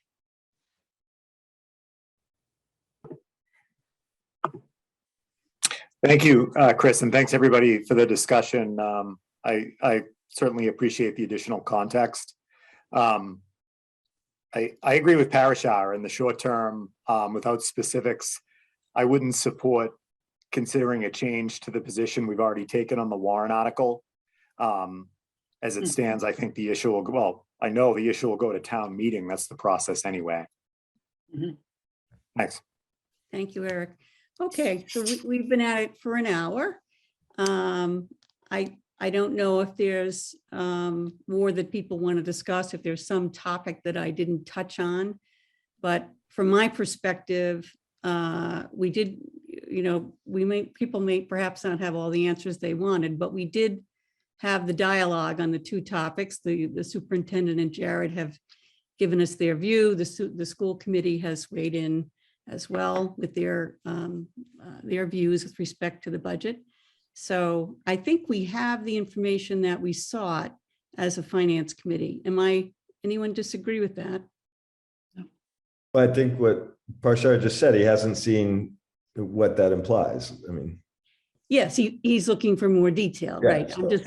In terms of the conversation for this evening, I think we have taken it as far as it can go. I think. Yes. Is that I fair? guess the only question is to the school committee and Lori is, would we expect to see more detail? Or is this these are the things that we've got to consider, and you've provided us the information that you feel we have enough information to make our decision? The only further detail I could provide is to put numbers against those categories I gave you, or itemize how many people it would impact. If the school committee asks me to put that together for you, we can do that. It's going to be arbitrary is the wrong word. It's within those categories, but have I sat and fully prioritized those as real cuts and which one's the one I'm going to make versus salvaging something else? I haven't, because we've been building this budget and reviewing it. We've been through it 4 times behind the scenes, trying to find ways to not be, still so discrepancy from you. So, Lori, would it be acceptable to put a definition next to each of those rather than a dollar amount? Parshar, this is a question also to you, right? Instead of just saying STEM lab, what would that do? Like, what would that do to the STEM lab? Don't give a dollar amount, but it would cut out 4 classes going to 0 to 4 classes going to taking the trip down there to use the STEM lab any given week. Would that be rather than a dollar amount? Because I find it difficult to quantify the impact without knowing the dollar amount. Well, that's what I'm saying is there's a sliding scale. If we to go all of this, from what I'm hearing, Dr. Hunter doesn't know exactly how she would apply it right away, right? So if you say STEM lab, okay, it could be 0 to 4 of this, it could be this many teachers on this. If we get definition of what those 4 buckets were, would that help you out? And then it would be a subset of those buckets. That's what I'm hearing. Yeah, I guess, Greg, in my mind, without a dollar amount to some of this, it's hard for me to, so I guess I would ask the reverse question. How do you know what the impact is if you don't know what level of resources you're dealing with in the first place? So otherwise it's just a quantitative, well, we would do this, but if you do that, there's got to be a dollar amount attached to it, presumably. That's the way I've always built up operating plans, whether in the government or here, or in the private sector rather. Okay. But Parashar, what we do know, so without further detail, we do know that what Dr. Hunter has identified are student-facing activities. They are in different buckets, but they are student-facing activities. So I think that's important to know. I'm actually surprised by that because there's about $7 million in non-salary cost in the schools, and I would have thought that cuts would come from there first, but it's not my budget. I don't know the details, and so I can't judge that. Dr. Hunter gave us this in good faith, and so it's what we have. So I don't know that the descriptions would help us very much. Dean, and I do want to wrap this up soon. So Dean, please. Sure. Thanks everybody for all the hard work and for the dialogue this evening. It's these are just things that we do as a town. I guess I just want to express my concern about the finance committee really getting into the business of the schools at the level of, we want to see, what changes you would make in your budget. We don't know anything to speak of about the entire scope of that budget, but we're making calls regarding the affordability of the town, of the tax base, et cetera. And that's independent of these levels of detail. So I'm uncomfortable with having us in this kind of dialogue over a teacher for this or some number of trips to the STEAM lab. That's outside of our space. So that just is my concern about the way this is trended here. That's all. Thanks. Thank you, Dean. Ray? Yeah, I think I agree with Dean that our job, as I understand it, is to make a recommendation to the town. And I think that the school committee and the administration have done an excellent job of presenting the choices and the consequences, and the town can make a decision, and we're very close to each other. So the town won't have a big, it won't be a big drama thing. I think that the town may be able to make a decision on this more easily than the finance committee can. We know more. Amrith? Yeah, just one thing, Chris. There's somebody in the meeting who wants to ask a question. They're asking it on the Q&A. Somebody from the public. But the other thing which I did want to say is this: I don't believe that the reason we're asking these questions is because we want to pry into the school budget. The reason we're asking these questions is because as a committee, we set a particular guideline. And it's very easy for me to say the amount being requested is over the guideline, therefore I'm going to vote not in support of this. I think that would be the wrong outcome. I think a constructive conversation which says, how can we get back to the guideline? How should we revise the guideline? Are the things which we're trying to get to. And what I'm troubled is with the amount of the difference between what is being requested and what the guideline was. We've had an hour's conversation and we're not getting any details, which seems to indicate that we can go from point A to point B. So by default, I'm being forced to vote not in support of this, which is not really what I want. So it's frustrating that given the small amount of the difference, that we can't come to even an itemization of, well, these are kind of the things we would have to do, troubles me. And if the number was larger, if it was not such a small amount, the problematic thing is that any member at town meeting, not a member of FinCom, any member of town meeting can ask to divide the question and go line by line through the school budget and give a different number for each line item and vote that. I don't think we want to get there. I think more constructive conversation is what we want. Yeah, okay. All right. Any other comments? Yes, Chris, Lori. I just hope we could end on a note of collaboration in the way we usually work together. Yes. We lowered the number at the high school when we got unexpected revenue. We've given money back the last spring. We only want to spend what we need. And I think we've demonstrated that over time. So I know this is us all doing our jobs, and I just hope we keep all that in mind. We gave 150,000 back at CPS last year. We got to point that out. We never bring any budgets that we don't fully go through. Laurie and I fully vet for hundreds of hours. So, I have no dog in this. I'm not here next year, but it's disappointing that, we're not even. Leave it at that, Jared. So Okay. we want to collaborate. I hope that is just clear. Yeah, and I really think we do too. As I said, we have our lenses are different.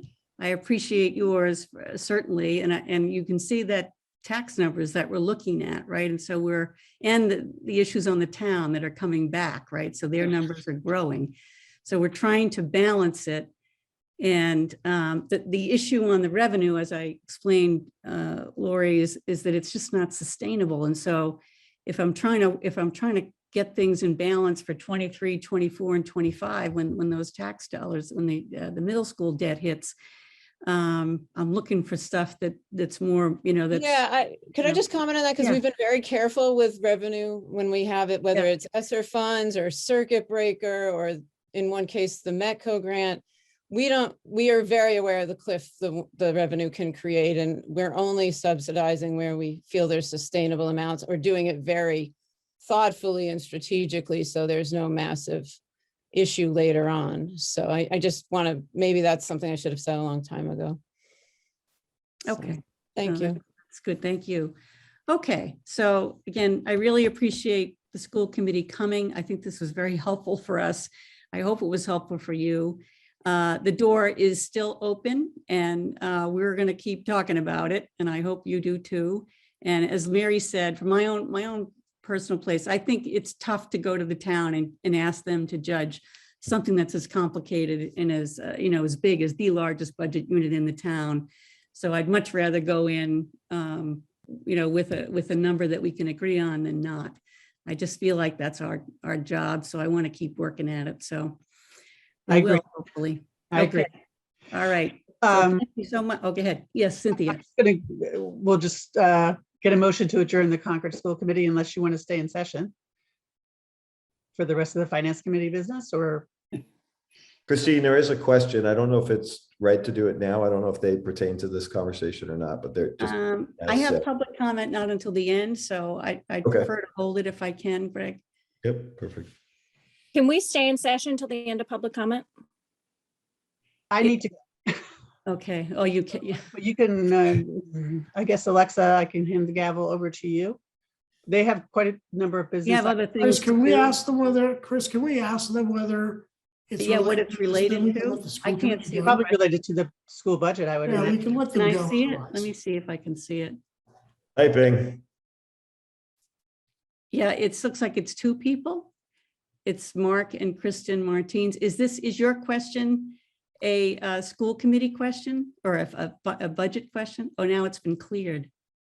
Maybe Oh, we I can- just posed a question. back She saying- said yes. They Yeah. said yes. Who said? Oh, okay. Yeah, Is there's- the person? Okay, is the person up? You need to promote, they're there. They need to be Yeah, promoted. there they are. Okay, good. And Heather Please go Heather ahead. Bout has also asked Christine as well. Okay. Mark and Kristen, and I cannot read your last name, Martins, could you turn on your camera? Or how do I turn the camera on? How about just name and address? It's, yeah, your name, it should be on can your you hear lower me? left. Yes, we can hear you. Yes. Okay, I don't have an option to turn on my camera. Okay. My name's Kristen Martinez. And my comment, I don't know if this is like school committee where I can only state things without responses, because I have quite a few questions. Are you guys on? It's not a hearing. We just need your address first. Not a also. hearing. Oh, sorry. not a hearing. 66 Alford Circle, ALFORD. Yeah, so it's like the, what you would experience in Okay. the school committee. You can make a comment. Okay, so I'll be brief. I'll try. I have 3 children, 1 in private school, 2 in public school. So I'm invested in all of this. I appreciate all of the time you guys are putting in. It clearly takes hours and hours. I'm here because I fully support Lori and Jared. I've been, my oldest is a senior now, so I've been in the schools for a long time. One point I had was this. I trust Lori. We have to trust her, and the school committee also approved this budget. So from my perspective, this is what our students need. And when I'm listening to this, while I appreciate everyone saying they want to come together, I don't hear anyone talking about what's in the best interest of the children. And like Jared said, there's not a lot of extra money going on. I happen to be the PTG president at the middle school, but I'm speaking as, an individual. But we spend all of our time fundraising so that we can supplement what our kids aren't getting at the middle school. So there's not a lot of extra things going on. As I've lived here over the years, I've now been asked to bring in paper towels and handy wipes and whatever else, pencils and crayons, which we didn't have to do years ago. I also liked what Mary said, where it's about,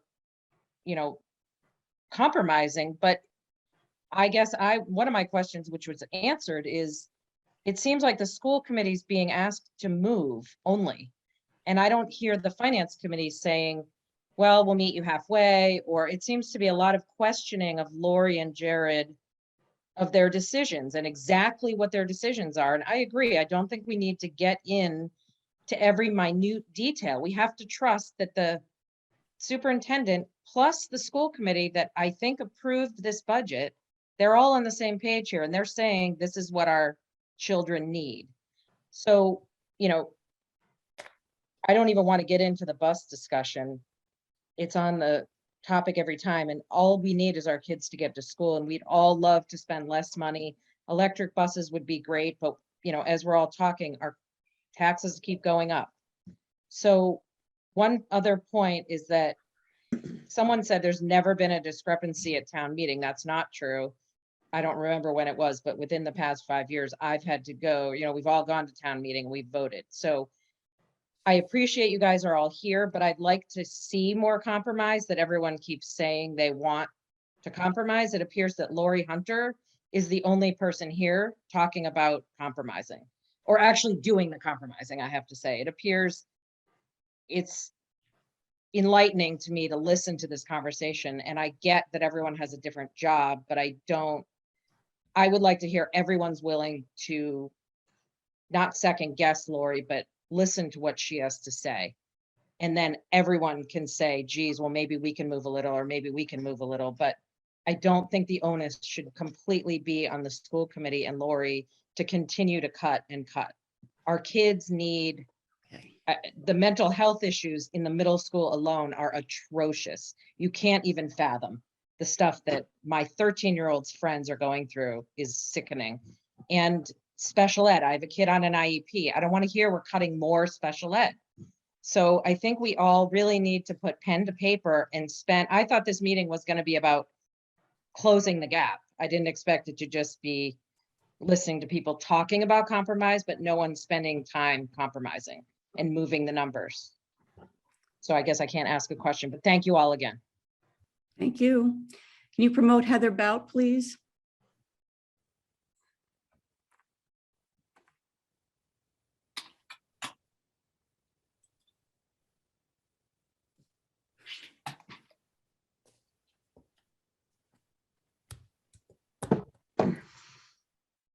Hi, can you all hear me? Yes, Heather, hi. Hi there. Good to see you all again. I've missed being a part of this year.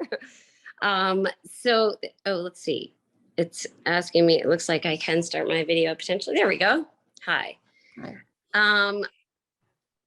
Okay, so I appreciate it. So Heather Bout, 52 Simon Willard Road. I know many of you and most of you from this process in the past. First year not on the school committee in 6 years. So as you know, I've been through this process a lot. I've heard a bit about what's going on in the gap. And I just wanted to share an opinion that's now just a parent's and resident's opinion. But I want to put this out as a big picture and as a reminder to everyone that it may seem easy at first to look at a budget that's, let's call it 30 million and say, sure, doesn't seem like it should be too hard to cut 300,000. But when you remember that a significant portion of that budget, probably 80% or so, is already set based on contracts. And then you have a lot of fixed costs that just aren't things that you can cut into. You end up with a very, very small portion of that budget that you can actually work with to cut. In addition, this is not a budget that's been built by taking last year's and just adding a certain percentage to it like some are. Knowing Jared and his work and Lori and her work, and knowing their process, I know that it was built from zero. So it's not a budget where there's fluff. And the portion that is adjustable to be able to work with is a very small portion of that budget. So I guess I just want to put that out there as a reminder. The next thing is that in terms of how it was built and the needs, knowing that, I also know and have heard from some questioning that the basic changes here, what's essentially the gap number, the extra need on top of a level service budget is really to support a very important special education program. And I don't want to, I don't want to put special ed against regular education. It's not that. And I know that Lori, as she's putting out there some lists of things that could potentially be cut from this, is trying to save from doing that and from cutting into that program. But I think we all have to acknowledge the fact that, like Kristen Martinez said, there is a mental health issue going on, and that can affect all ages. And we, over several years, have been bringing a lot more special ed services back into this district, which brings kids back into the district. It is by far the better thing for those kids. And as a side advantage, it also saves money. So when we talk about fiscal sustainability long-term, to do something which cuts special ed programs and could end up with kids going out of district again is actually less financially stable. So my comment overall, and the last small thing actually, is that I do agree with Dean. Dean and I have worked on budgets a lot over the years, that this feels like it's getting very detailed for a finance committee, school committee conversation. Whereas, again, to Kristen's point, those who are working in the details in the budget know the details and have scrubbed it. So again, at a high level, I just feel like we have to acknowledge the fact that fiscal sustainability sometimes means making the investments when and where they're needed, so that it doesn't create longer costs over time. Sorry if I just lost my video. That's my comment. I thank you for all your time on this. Thank you, Heather. Okay, so, all right, so now is the school committee going to adjourn, and we're going to go back to our regularly scheduled programming here? Cynthia, Chris, before we do that, before we do that, I just want to address a couple of comments. One is, from my perspective, the reason I was asking for the trade-offs was not to go in and micromanage. I'd like to better understand what the trade-offs were and why they were recommending the number that they were. It's never been to micromanage the budget. Once we have, at least from my perspective, once we have an understanding of what the trade-offs are, maybe we feel comfortable moving up, maybe we don't. But without that, it was hard for me to go make any decision off of where we were. So that's it. Thank you. Okay, Kathy, do you have something else to say? I do. I just would like to say to the people who spoke and to the school committee, we are not, it's not my understanding that I want to go on the record and say we are not cutting special education. We're not recommending cuts anywhere other than to a total number. We set a guideline for budgets, and the departments work towards that budget. So this is not a recommendation to cut special education. Thank you. Okay, good. I think we're, Dee, you're killing me. Come on. You're on mute. You're on mute. You're on mute. I know. And my first thanks is to you, Chris, for organizing this meeting tonight. One of my takeaways from this meeting is that I believe that we need to have better communication with the school committee members, our superintendent, and that perhaps a meeting earlier in the year after we have initial budgets would be very helpful to both sides. This has been very enlightening to hear what the school committee has to say and from the school committee members, which has been delightful. My other comment, so thank you everyone for attending and trying to work collaboratively, as I think we should be now and into the future. My other comment is for Jared, who I know is leaving on May 2nd. And I wanted to thank him for all the work that he has done, for all the years that he has been with the schools. And it has been delightful talking with you, Jared, and you are the most sincere, straightforward, straight shooter I have ever worked with. And really appreciate your honesty and your effort. So Jared, thank you. Jared, turn your Yay. camera on. I think he hopped off, but I'll Oh, get did him the he? recording. Oh, no. I'm I would texting him to love see to. if he's still right there. But yeah, Well, Okay, tell we us- can watch he it will on pass it video. along. Yeah, Yeah. that's Great. very Thank good, you. very good thinking, Dee. I didn't remember that, but that's great. Yeah, please congratulate him on his next role and thank him for all his help with FinCom. We certainly will. Yeah. Great, thank you. Okay, good. I will Yeah. entertain a motion to adjourn. So moved. Who Can I moved? get a second? I'll Second. My glass And of roll call, wine. please. Anderson, aye. Booth, aye. Marana, why? Rainey, aye. Anita, aye. Okay. Good Good night. luck. Thank you very Good much night. Thank for you very this much. joint meeting. I Okay. appreciate it. And we'll Okay. keep working at it. We'll keep working Thank at it. you. Okay. All righty. So it's 9:30 and I just have a couple more things for us. And I think what we should do with respect to the, what we just heard, let's absorb it, right? So let's think about it. Maybe people can start thinking about what they want to do next, right? So we heard some information. We had a little more specificity around where the cuts would come from. We already have our vote. We've done our work. It's a question of whether we want to reconsider that. So we can talk about next steps when we think about when we want to meet next as well. So just hold that in your head. If you've got ideas coming out of this conversation, write them down and send them to me, and we'll come back and we'll figure out how we want to manage the next part of the conversation. Okay, does that work? All right. Okay. Let's see. Carrie, can I have you on for 1 second? Can I see your camera? I'm here. There you are. So as far as I know, at this point, there's no change in the, or that I haven't seen with respect to Article 46 around a new source, or a source, I should say, of funds. So I know the petitioner is supposed to work with you and so forth.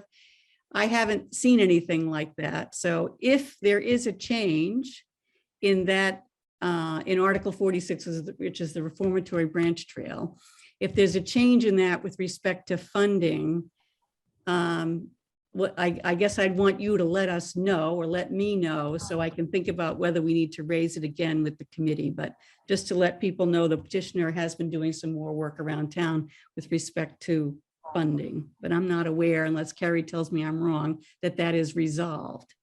So we had some discussion at the select board meeting on Monday night. There was an interest in using another capital article as a funding source, a capital article or a portion of a capital article that is no longer needed. It was for the fire department, for some equipment that they ended up getting a grant for. And so there was an ask that be reallocated to this project. I don't really like that approach because it's not related, and I don't really like the approach of, if we don't have a need to use 100% of the capital allocation, it would either just, if it was a cash allocation, it would fall back to free cash, or we would reappropriate it to another similar capital article that went through a process, that went through a vetting process. Right. And so we can close that article, and which is not, we intended to reallocate that. We could close it, and then that article 46 could just be funded through raise and appropriate, which is taxation, and maybe it would be a wash with this other article. But I guess we're still working we're still working on that. Right. So that's all I want to do is tell the committee something's on up with 46, maybe. So the next time we meet, we may talk about 46. I didn't want to debate it here. I just wanted to let them know. Okay. Now the next thing is FinCom. Oh, Dean, you have your hand up. Sorry.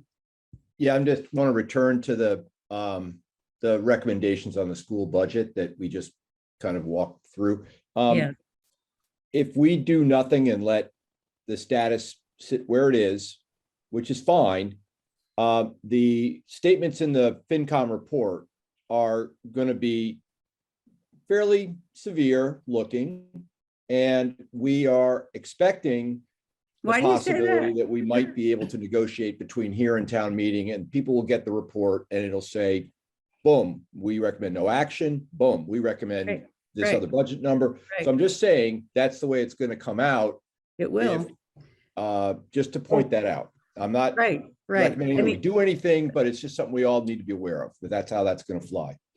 unless you want to debate it now. So if the committee wants to debate it now, again, we can. I don't really have a lot of options. The report's No, I going to know. be printed next week. And if we're still working on it, I don't know. It sounded as if folks, some folks were interested in thinking about it some more.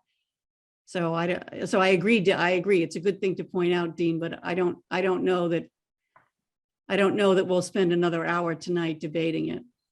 No, it's fine. Okay. I'm not intending to open it Okay. up for more debate Okay. tonight. I'm just So I'm trying to making figure sure out. everybody's aware that this is Okay. how it's going to go out. Well, I But- understand that it will say what it says, which is we voted no, and we're thinking about an amendment, but it also says that we're still in discussion with them. So Right. I think that's happened before where, we Okay. come out with Yes. one Yep. answer and we Yes.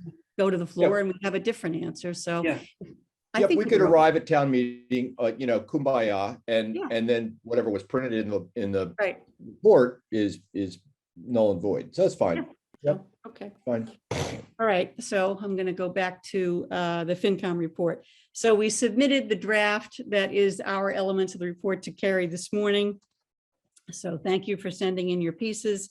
And Lois. is Steve, not here. Could I ask a question? I'm sorry. The fire truck business comes out of the capital budget, is the 100,000 for the fire truck? Is that what it was? No, it wasn't a fire truck. It was breathing equipment. Breathing equipment. Yeah, And yeah. is that tier one or is that what tier? That's tier one, so it's out of the operating budget in essence? Yes. You know what, I have to go back I don't and know. look at it. I haven't had a chance to do that. Okay.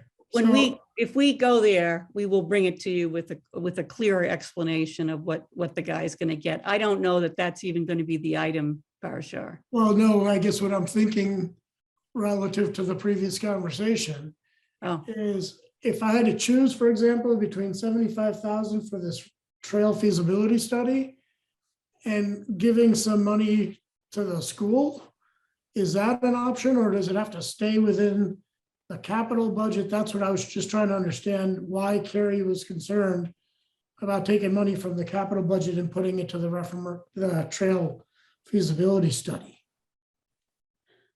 Because Chris brought up a conversation about a separate article. That's why we went there. Yeah, it wasn't about the school. It wasn't about the schools. Chris was just talking about other articles that are in motion Yeah, that we might have. 46. Yeah, Right.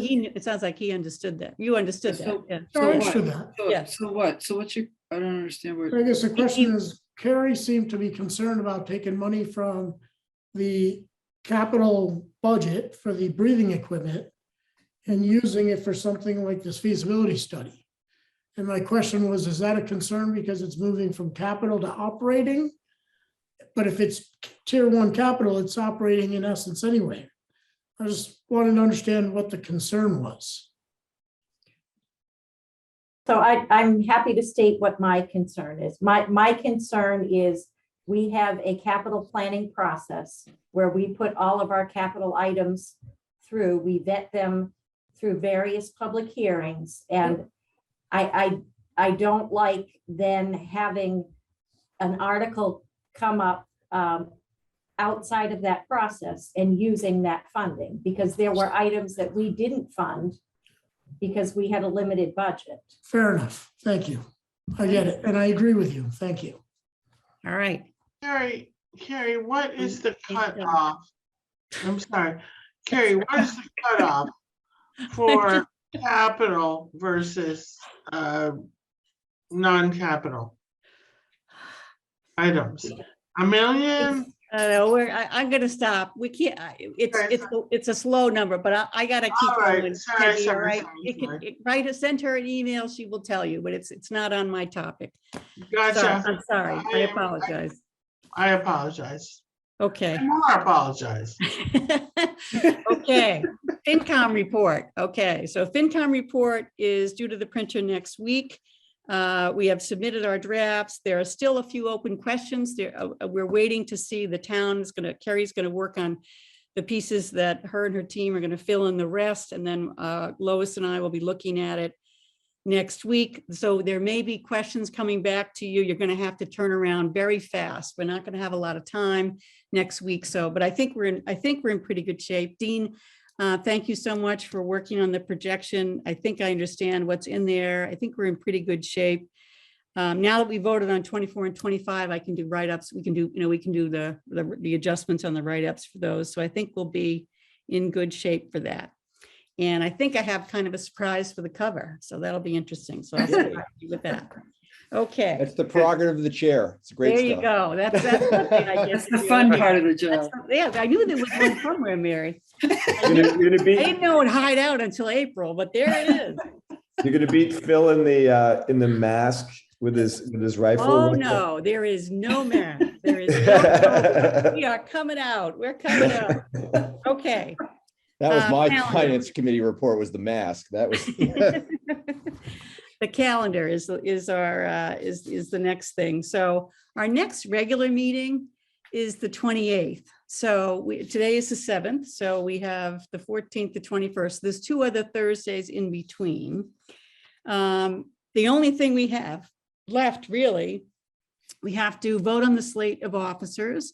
So I'll be ready whenever we meet next to do that with you. So we have a slate to propose, and the further discussion on the schools, and then if anything else comes up. So there could be, you never know. As you get to town meeting, other things come up. We might have to go back and reconsider things.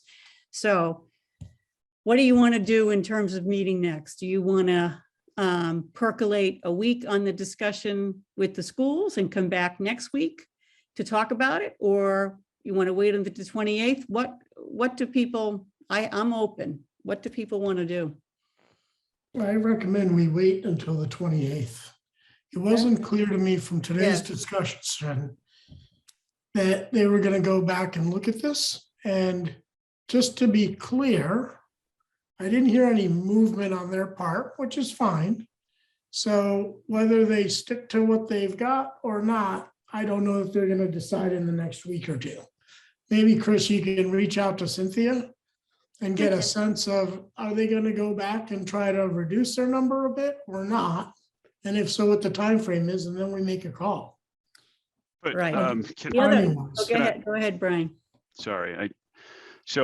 I very much appreciated this conversation, Chris. So thanks so much for facilitating it. And Parashar, I really appreciated your comments and everyone else's comments. Mary, thanks for the history lesson, and Dean, thanks for keeping it in scope, because I think all of those things were important. But I think it's really important that we do make an overture that we're really kind of thinking about this too.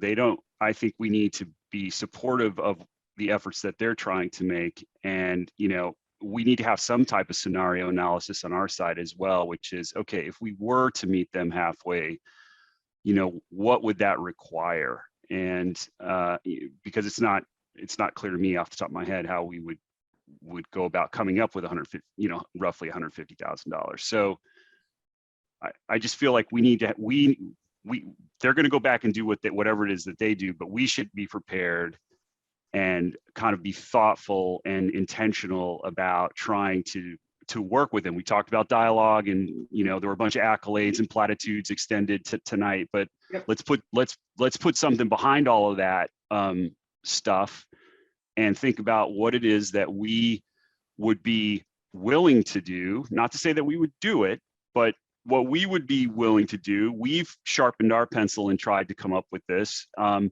Let's hear what you have to say. And if that passes muster, maybe we can meet somewhere in the middle. But for them to go back and then for us to expect them to come back, you know, with some changes, I think that's not a fair trade. I just don't think that's a fair trade. Don? Yeah, Brian, thank you for that. I agree. I think what I heard was a little bit of frustration from at least one of the parents that there's not a process here to come together. And if I recall correctly, the CCHS budget has come in below the guidelines. So I wondered, I just wanted to put out there for discussion, should we consider approaching the school committee to say that we could endorse an overage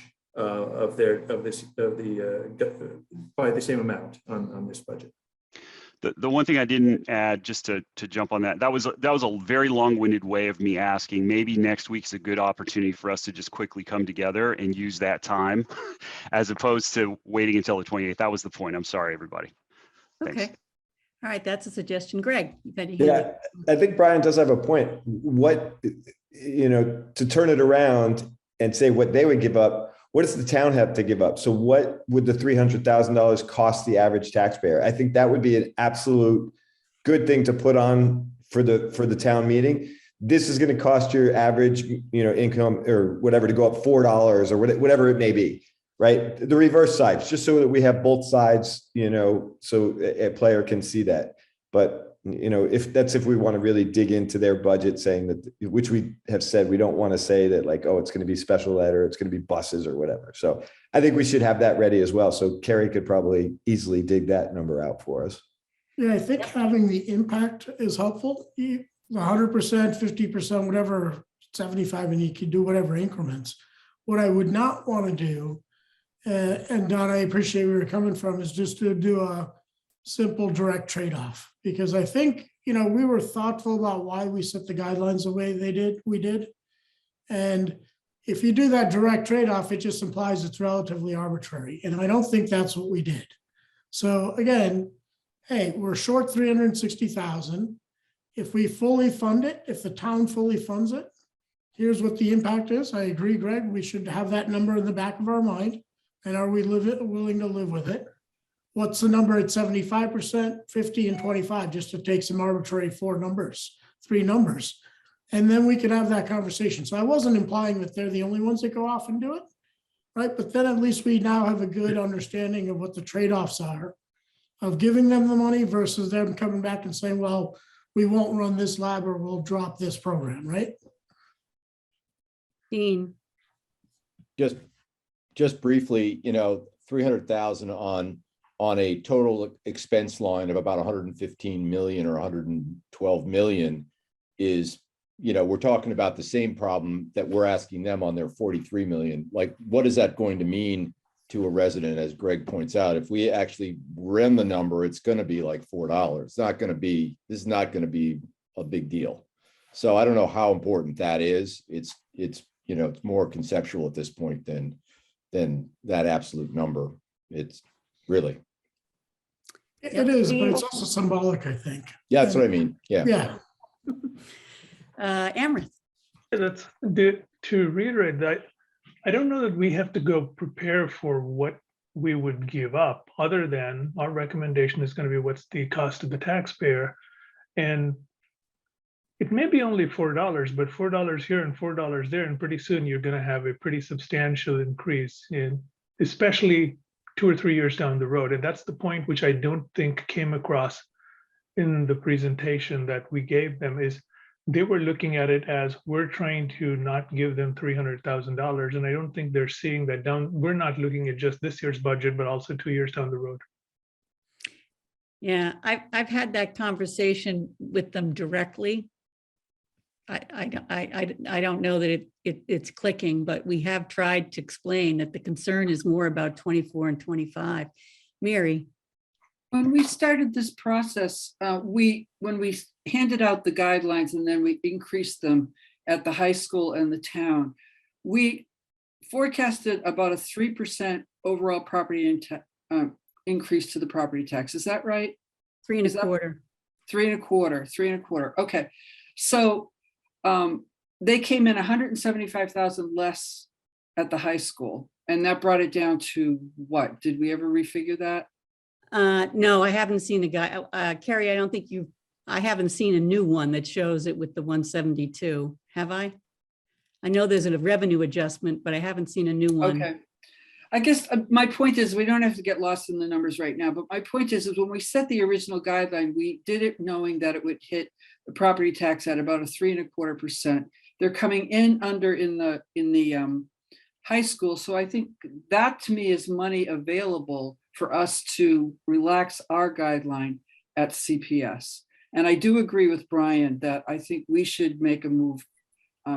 We should make the first move and hopefully come to some kind of an agreement. Yeah, I don't think the 2.7 is magical, right? So it's not like we, right. It's right. It's not magic. It's our estimates, right? So you can move off of it. I like to, to me, that if we, we're trying to get somewhere around, it's not, we weren't wrong in terms of saying, when you look at the increase that we wanted to give, we didn't know that there was going to be extra revenue at the high school, right? But if we had known, would we have done the same thing? I don't know. We didn't expect them to come in 172 under. So, I don't know that the 2.7 is magical, so I'm not married to it, right? I can move off of it. Peggy. You're on mute, Peggy, I think. I don't want to, I think we're at 312, right? Yes. Yep. We work really hard on the FinCom to come up with a number we are supportive of, as does the school committee and the town. But in the grand scheme of things, it's not that much money. And I don't want to have a rift between the town, the school, and the FinCom. I would propose that we go back to the school committee halfway, see if they'll do it, and get this over with. So can I just ask a question, a comment and then a question? I don't think having a disagreement creates a rift. We all have our roles, we all have our opinions. It does. We're presenting them to the town meeting and folks can make a decision. I'm not going to get offended one way or the other if the residents vote for the school committee or not. I personally don't view it as a rift. Come back next year and start the process over again. I don't hold anything against the school committee or Lori or anyone else for recommending what they're doing. That's just my comment. And then I'll use Amrith's expression, a thought experiment. Again, I'm willing to move off of a number if you have some information. We got some information today. If it's enough for folks, that's great again. But at the end of the day, if there's no movement on their part and they say, well, we appreciate it, but we still need the full amount, are we all comfortable then moving to the full budget just to not create the appearance of a rift? I'll put that question out there, because if that's the case, then we ought to just do it now and get it over with. They've moved 3 times though, correct? I don't know. No, I not don't really. think, no. Not really, Greg, because it was revenue, right? So it was windfall revenue. So it was good. It was a good move, but it really wasn't any expense. It wasn't a cutting, right? move. I Right. gotcha. There was no change to the underlying It was cost structure. which is what I pointed out $30,000 today. was the move, $30,000, right? On a Right. $43 million budget, but don't get me going, Ray. Ray, Please speak up there, Ray. Is it too late to not get you going? It is kind of, but go ahead, go for it. I only have one more meeting. If the difference is 310, and yeah, I mean, if our goal is to really just set the taxpayers impact, right? Impact on the tax bill. So if 175 less from the high school and it's 310 more, that's a difference of 135,000. Can they come up with that? Right. That appears to be, negotiation gives us something. And besides, I think Parashar has done a great job, but I disagree with the part about, show me the lines, because that's not really now we're talking about getting into their job, which is setting the line by line budget. I think we just want to stay at the taxpayer level, the tax impact level. So I I'm going to suggest. I don't think Parashar was trying to get into the line items. He was saying, in other words, to be able to provide a dialogue of what's going to be at risk.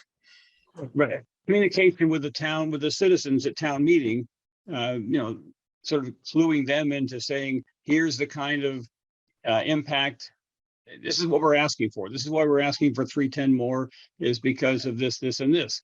And I think we've brought the town and the school committee very close together. And I think, I don't want to see it a rift, but I think that we're doing our job, they're doing theirs. And we could even, in our recommendation, just say that, we had a guideline of this. They came in higher, but if you consider the high school difference, the impact to the taxpayer is either, 135,000, or it's, if they negotiate down to, if they can figure out a way to cut 135, it's zero. Okay, I just want to make a comment. So Parashar has done an enormous amount of work, the best work that I have seen, but it's important because what he did, right, was a way for us to quantify what real growth was going to look like. And we engaged them in doing it. And that's really, information is valuable, A. B, nobody questions that budget like we do. Okay. The school committee does not go. So the school committee is interested in what they're interested in. It is not the budget. So within Concord, so what I've seen, the select board does not question the budget. So you have the school committee, who is very supportive of Lori, which is good. And they have their own lens and objectives. I don't disagree with it. There is not a lot of pushback on the budget. The select board does not push back on the budget. The only people who push back on the budget is us. That's it. So I don't disagree with, I think it's good for us to have a healthy discussion about it. I'm sorry if it makes the school committee or Lori uncomfortable. That's our job. There's nobody in the town who has taken the time that we take, that I take, that Mary and Dean and others have taken, Parashar, to understand what's in that budget. We know it. I don't need to know the details, but I know a whole lot about it. And it's okay for us to ask questions and to push back on it. I'm not embarrassed by that. I'm okay with it. I also recognize that, it is a bit of a negotiation, right? So it's you're on the other side of the table. They want this. We want to push back because we're trying to protect the taxpayers' interests. And there can be a negotiation. I don't think our numbers are magical. So anyway, but I don't. It's not what we have done, what Parashar has done has been really, really good. And it's given us more information than we've had in the past. So I'll shut up now. I agree with that.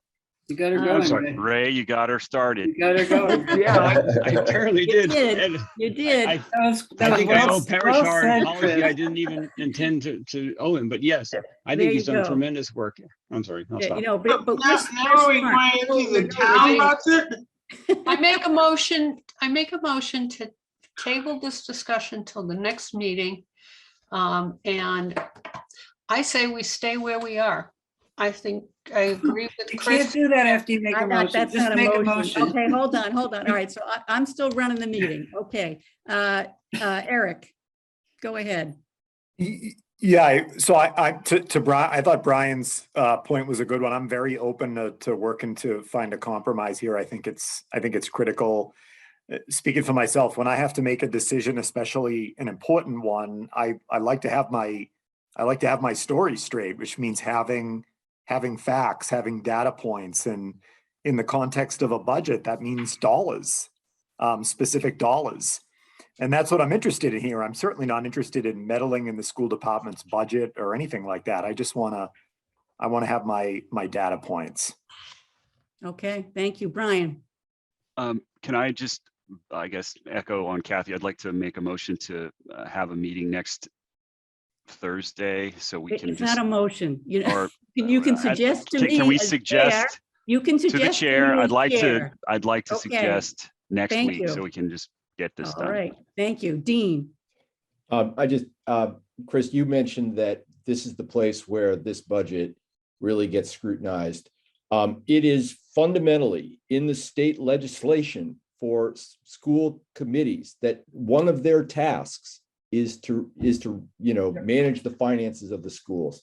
And it is something that sadly falls to us, because that does not really occur at a detailed level in that committee. So I'm just echoing what you said. Yeah, so that's why I want the committee to understand we're the ones. Okay, so if we have no more questions, we have to have, Brian has a suggestion that we meet next week to close the loop on this and what our possible suggestions or no action would be. Do people want to do that next Thursday? I'm happy to call a meeting. Raise your hand if you want to do that. Chris, I may or may not be available, but that doesn't mean the committee can't go ahead, just FYI. Okay. I would like to, Chris. Two people like that, okay? Two people. Exactly what is it that we cannot decide tonight that needs next Thursday? What is it? Whether we change our vote, whether we offer a compromise essentially or not.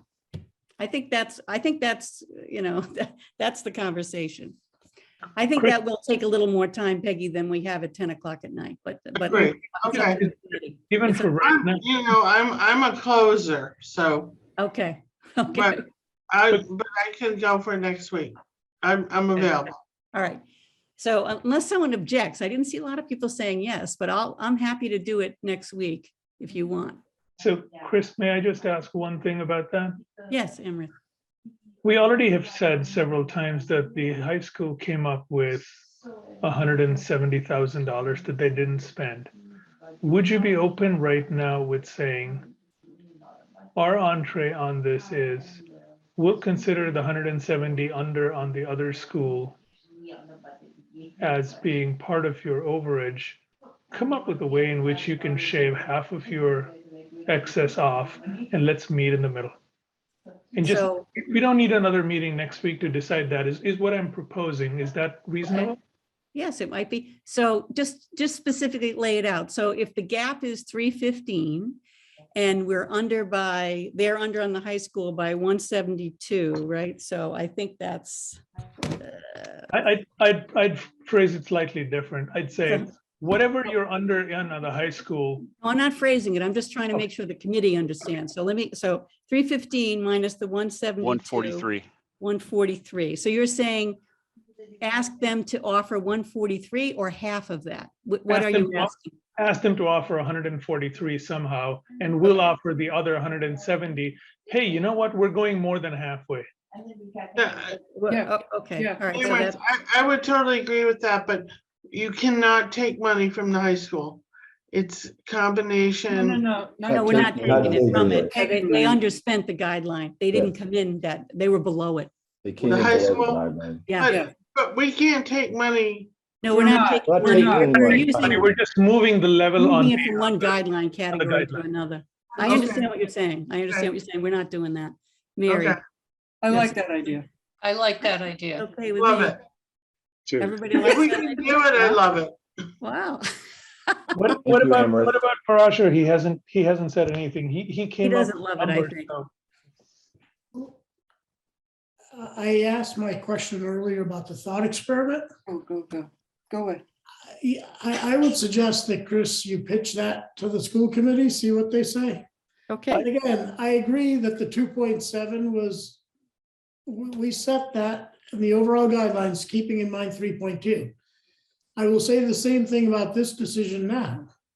The question is, if they can't do that. Again, we're talking about smaller dollars. What is the impact on the average household tax bill? That's how we arrived at the guideline earlier. So, you know, again, give them the whole thing if we want.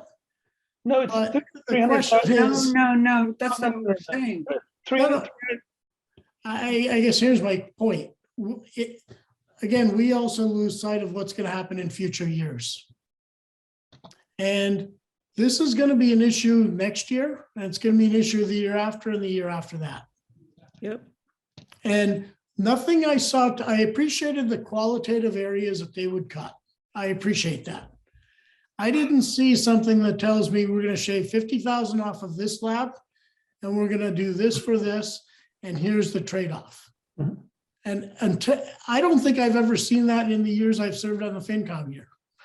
And until we get to that point, these conversations are going to get more and more difficult next year and the year after and the year after that. And so the question is, at what point do we continue to say, well, we've seen enough, we'll meet you halfway, because that will do nothing to try to bend the cost curve, which is what I think a lot of us would like to see. Okay. So again, we can do it, that's fine, but I just remind us that we're going to be in the same boat next year. Well, the reason I'm proposing what I'm proposing is because leaving what's going to happen next year aside, I guess if we were to come back in 2 weeks, they will be in exactly the same position they were today.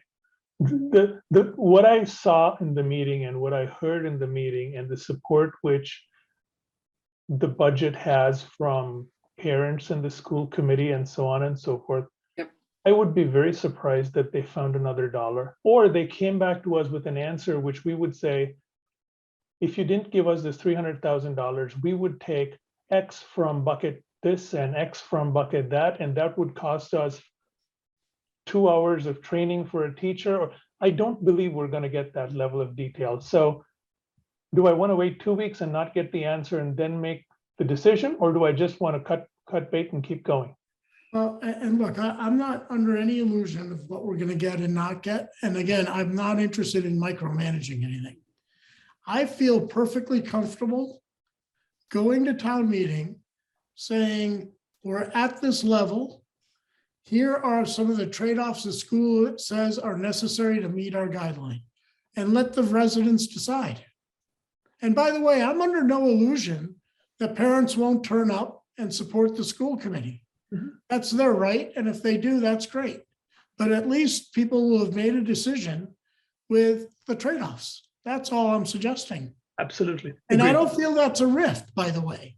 I mean, at the end of the day, we're all adults. Yeah. It's not a rift. Can I ask a question? So I agree, and you know I'm concerned about the longer term cost, the cost curve here. It's just not, it's not great. If putting aside the negotiation on the current year budget, whether we agreed with it or we come up with a compromise, whatever, if we went to town meeting, and we can do this in our report, which we did, you know, a bit in that guideline section, but we can certainly ask to speak at town meeting, even if we've agreed on the budget, about our concerns about the budget. We could get up there and have a conversation, you know, put up some charts and show people, this is what we're worried, you know, we've agreed to it, but you need to understand what our concerns have been along the way. And here's what we're worried about going forward. Would that accomplish more? I mean, it's a question. Would that accomplish more than us going in with no action? Now people go, 300,000, what are they doing? Like, that's a stupid, you know what I'm saying? Yes. Would it be better for us to just have the real conversation than having the fight over 300,000? Yeah. So I thought where we stand now is no action on there, and here's the amended amount. We would. And then I thought the concept was framing it. We can now, I think, better frame it as, we voted no action. Here's the recommended amount. The school committee tells us to reach the recommended amount would involve cuts in the following 4 areas. But those are going to be, you know, well, look, you know, I don't understand. Why are we afraid of having that hard conversation? No, I'm not afraid of it. I'm trying to figure out what we're really trying to move the needle on, right? what are we trying to get them to do? What I We want them think to understand it, right? Well, two things from my perspective. One is, I think the school committee and Lori understand what we're trying to do. Yep. I don't know whether it's readily, I don't know whether until today, it was readily apparent to anybody else what the potential trade-offs are. And I guess one of the roles I see as a FinCom is raising awareness and showing the residents what trade-offs there are. And if nothing else, if we have that as a place to have that dialogue and conversation before people make choices, I think that's a good thing. But we've never asked them to make choices at the line item level. And so that's what I think. I'm not asking that. I know All you're I'm not, but saying that's is- what it's going to look like, right? I I don't know think you're so. not. I don't think so. I think 'cause you're a budget guy. You're a budget guy, right? The average person is not, right? So I don't know that they're going to know how to interpret it. So D first and then Don. And we do have to think about whether we're going to call this or not. Well, I'm just thinking, we have another meeting scheduled in 3 weeks. In between that period of time, there's also school break. And I just think that we should wait and see if the school decides to come back to us with something else. We have plenty of time before town meeting, even at town meeting, to modify if we want to. I don't think we necessarily have to say anything at this time. Okay, Don? Well, I was going to say the opposite. I was going to say, I think we've accomplished more tonight by having a dialogue with the school committee in having them join our meeting. And I think that it would be really beneficial to the town for us to go to them with something that, from a taxpayer perspective, Parashar, you answered my earlier question.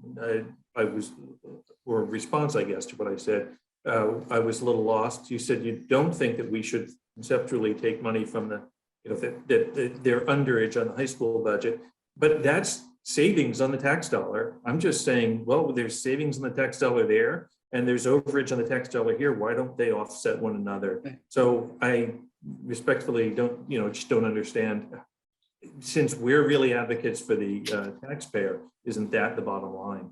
And by going back to them with that 172,000, we don't even have to reference the high school. We can just say we talked as a committee, decided we could be supportive of a budget that's 172,000 above the guidelines. If you can meet us there, then we can be unified in this. And we would really appreciate, we really do appreciate the conversation. And we think that, that we would love to continue this next year and start it earlier in the process. So I was going to make a motion. Can I make a motion that we empower Christine to approach the school committee with that idea? Second. Any discussion? I second. Yeah, I okay. third. Dean, you have your hand up. Are you have discussion or are you on a different topic? No, I think it's all part of the same topic. My main thing would be that this offer is somewhat contingent on us coming to the middle. I'm not interested in us just coming down and giving them that number. So Right, if right. we So come it's- together, I'm yeah. happy, but I'm not interested in having us I be, agree. single-handedly. Right, we're handing not it going to be 140 apart. We're either 0 apart or 350. over. Yeah, right. Yeah. That would be my preference. Okay. Thanks. All right. Does anybody want to vote? Are we ready to vote on that motion? All right. Peggy Briggs. What's the motion that you're gonna go offer the 170 if they're willing to come down? I had my hand up, but Well, I thought there was a motion. So Don made a the motion. Yeah, that I made a go. motion, just that I will second Don's motion. Don said everything I wanted to say. Okay, Don, can you reiterate your motion for Parashar? Yeah, He's not sure motion what that the FinCom, that we authorize you, Chris, to go to the board, to the school committee, and with the proposal that we could endorse a budget that is 172,000 above the guidelines. And I would add to it, it's an all or nothing. Either they meet that or Best and final offer? I can figure that out. Parashar, that's the motion. So If that's a further discussion, we're going to vote on that motion. It's been I would say approximately halfway and not firm up the number. Okay, so you're changing his motion. You're changing the motion? Is that what you're doing? You have to change the motion. We have a motion on the floor.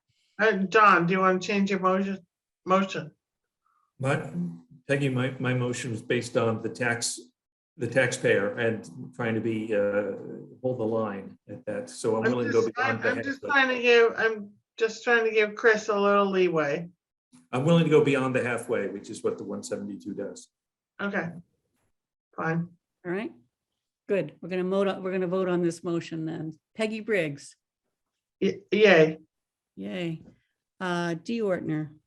Abstain.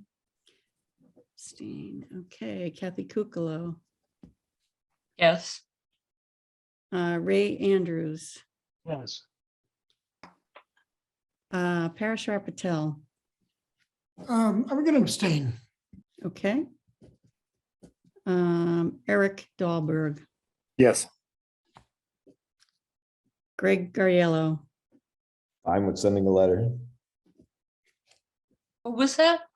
I said I am fine. Yes, fine with sending a letter. Just say yes. Yes. Just say yes. Okay. All right. Brian.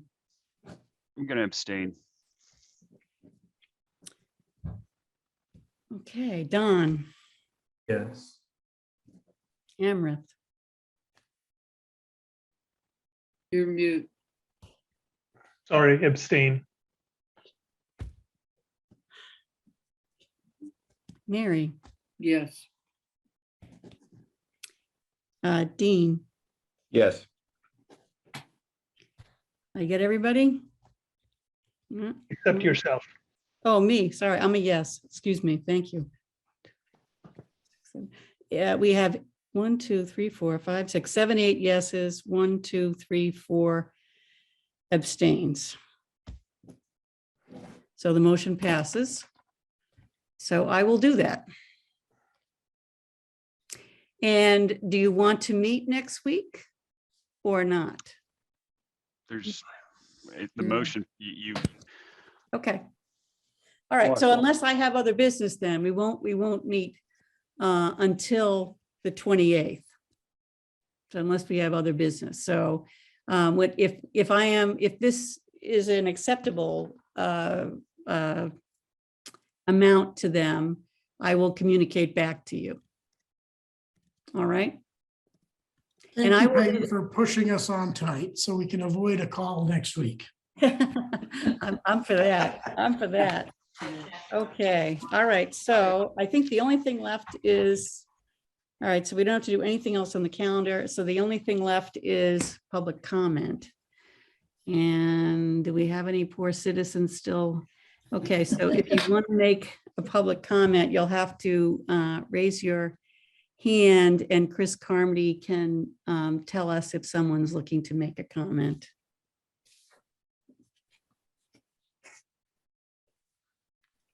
I see one hand. Terry raised her hand. Oh, how can you see that? How can you see it? How come I can't see it? Terry, can you promote Terry? You click on the attendees and you'll see it. You just click at the top of that list. No, it's gone. It's gone? Yeah, it's Well, that's gone. because she's being No, brought she's into the coming meeting. in. Oh, She's good, coming in. good, good. Okay, There great. she is. It takes a There minute. she is. Hey, Terry. Can you just please repeat exactly, you're sending a letter to the school No, committee? I'm not sending a letter. I'm gonna talk to them. You're gonna- And I'm gonna talk to them about the underrun, using the underrun in the high school Right. to offset the gap that we have in the in CPS. And then they meet the rest of it? Right. Okay, I got it. Thanks very much. Great discussion tonight. You're welcome. Thank you. Can I just make, are we allowed to make comments, Madam Chair, on our last Sure. vote? One of the reasons why I felt like I needed to abstain from the vote is the fact that, you know, my proposal to really kind of discuss this and vet what we want to do, it was not to roll what I feel like is we just immediately rolled over and tried to meet them in the middle. I really wanted to negotiate and kind of work through a process that would kind of prompt them to put their best foot forward and to lean into this conversation, as opposed to, oh, we just need to, let's just find some money now and then go to you know, go come back to this because, you know, we've got the upper hand here.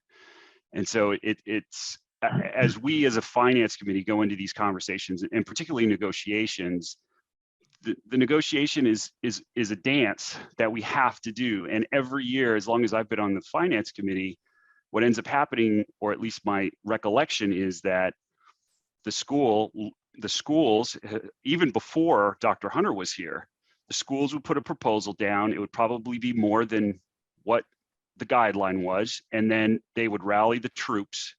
The troops would, you know, rally everyone in the town. And then there would be a battle on our hands about how badly, you know, how everything's going to fall apart. And, you know, and the state of education is at absolute risk in the town, which is, in my humble opinion, false. So I just want to caution us as we go into these conversations that I think they're doing a fabulous job, but that doesn't necessarily mean we can't have a negotiation process with them that gets us to where we both need to be. So I just want us to kind of think about that a little bit when we go, because this is going to happen, to your point, Parashar. Next year, it's going to happen. The year after that, it's going to happen. And we just need to be mindful of that. Right. So, I mean, ahead of time, so before we had this meeting, in fact, for some time, so Mary Hartman had said at an earlier meeting, I think at the hearing, that, you know, we've been trying to keep the taxes at around 3%, and that to the extent that the schools are 3.45 or, you know, 3, whatever it is above 3, we have some difficulty. And if you had used 3% as opposed to 2.7, that delta from their number is 189,000. And so, Brian, I think beyond the, you know, this is the 172, I think there's a rational approach to it as well, because it brings them to 3, you know, it gets the number to somewhere right around 3%. Yeah, that's a fair point. I just wanted to just make sure that, you know, we're thinking about that as we go in there, because the minute they start, the emotions start to get high and we start to kind of thinking about this and there's exhaustion in the process. Yeah. You know, it's important we kind of try to keep cool heads through this. And you guys have done tremendous work guiding us through this entire process. So I just want to say thank you to Christine, Parashar, Dean, for your ability being a chair. Mary, you know, I've sat through all of these things with you guys leading this process, and you guys have done wonderful jobs. But this is going to continue, and we just have to be mindful of it. Right. Chris, you have a Carmen Reese has her hand raised. How can you see that? I can't. Carmen, please come up. It's in the participants list. You just click on attendees and you can see it. I don't know why I can't see anybody, but okay. It's like a mystery. So Chris, before she comes on, just one quick comment, if I might. Yeah. So similar to what was just said, I did propose that we should just meet them halfway. I think Parashar has a point that I don't think meeting them halfway, while it might be the expedient solution, it is not a good thing for us to do in the future. So in the future, even with other committees, if we're not able to come to if they're not able to meet whatever we come up with as a considered guideline number, we need to come up with a mechanism by which we try and bring them to that number. I don't think making a compromise as a starting point would be the right. I know the committee voted to do it and all that, but that's at least the reason why I abstained. Yeah, but there is no set process, right? We hand them the guideline, they come back and we talk about it. There isn't a better process that I can come up with to do that. I'd just say it's probably better that we have this hard conversation here than have it with the committee on town meeting floor. That would be more damaging. So I think this I agree that, yeah. compromising is way better even though the committee seemed not happy with it, I think it's way better than doing it at town meeting floor. I agree. I agree with you 100%. That's why I thought, that's why I said when this was not a meeting that they immediately wanted to do, I believe. That's my impression. So, but I think they understood, I hope they understood that we're both in our echo chambers. If you don't do this, if you have a difference and you don't actually speak to each other, you only hear your side of the story. And I think that's not productive. And I think it's our job within the town to do just what you said is, I don't want to give this to the citizens and say, you figure out what they want to do. We've spent all this time looking at it. We know what they're doing. We have the best questions to ask. We should be able to resolve it. I feel strongly on that. So, I finally showed up, by the way, Chris. 10:30. Oh, Carmen, here you are. Sorry. Yes, please. Sorry, I was lost in the netherworld, the cyber netherworld. I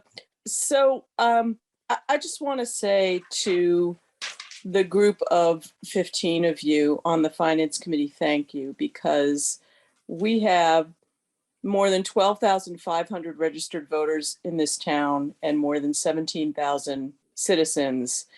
And the labor that you are taking on behalf of all of us is truly incredible. And there is so much talent and thought and effort going into the work that you're doing.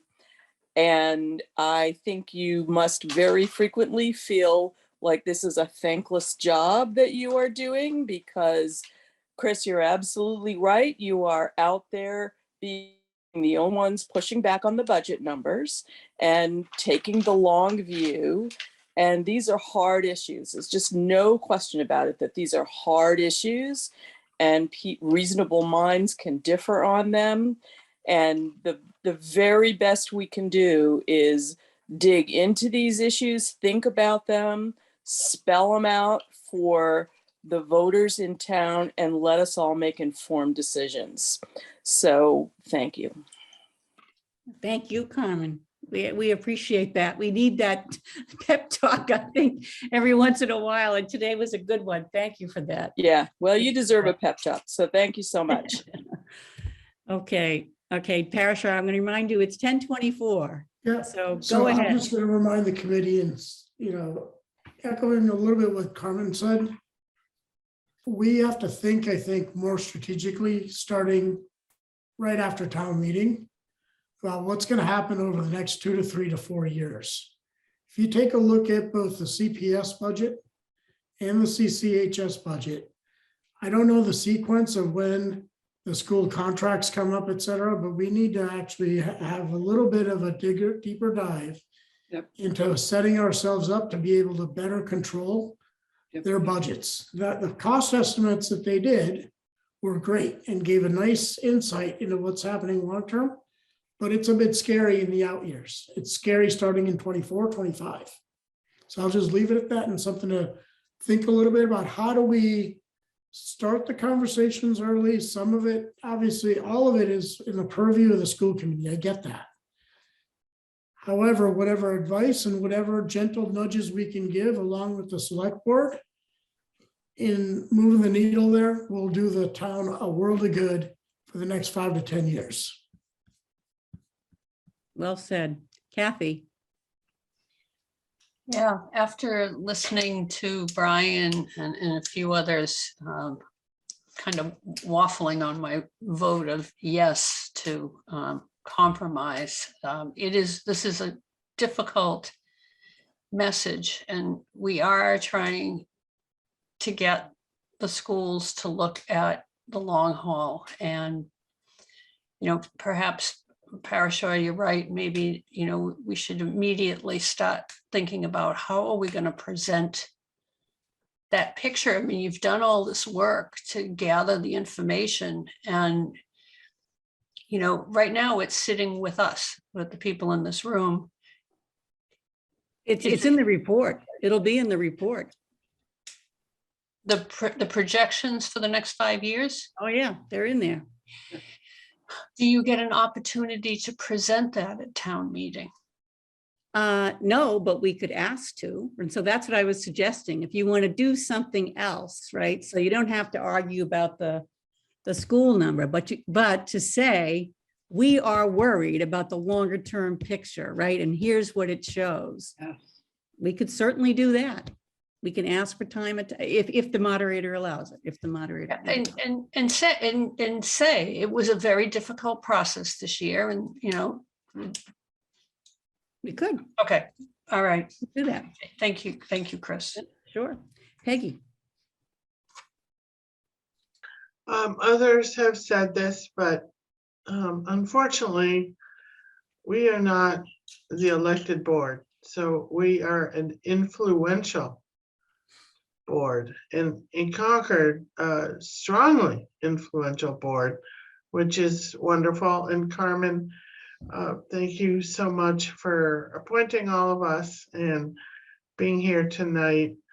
And we should all remember that the election of the moderator basically appoints this board. We're influential, but unfortunately we don't get to vote. So as much as we can talk about controlling things, we don't. Period. Yep. Greg. Motion to adjourn.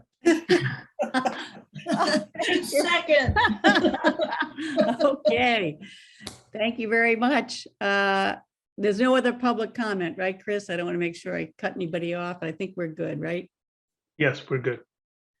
Nobody wants to come back next Thursday? Nobody wants to come back next Thursday. All right, guys. Thank you very much. We will see you on the 28th. I will let you know how my. Wait, don't you have to do a roll call? Oh, I do. You're right. You're right. So, yeah. So do I have a motion to adjourn? Yes, I do. Do I have a second?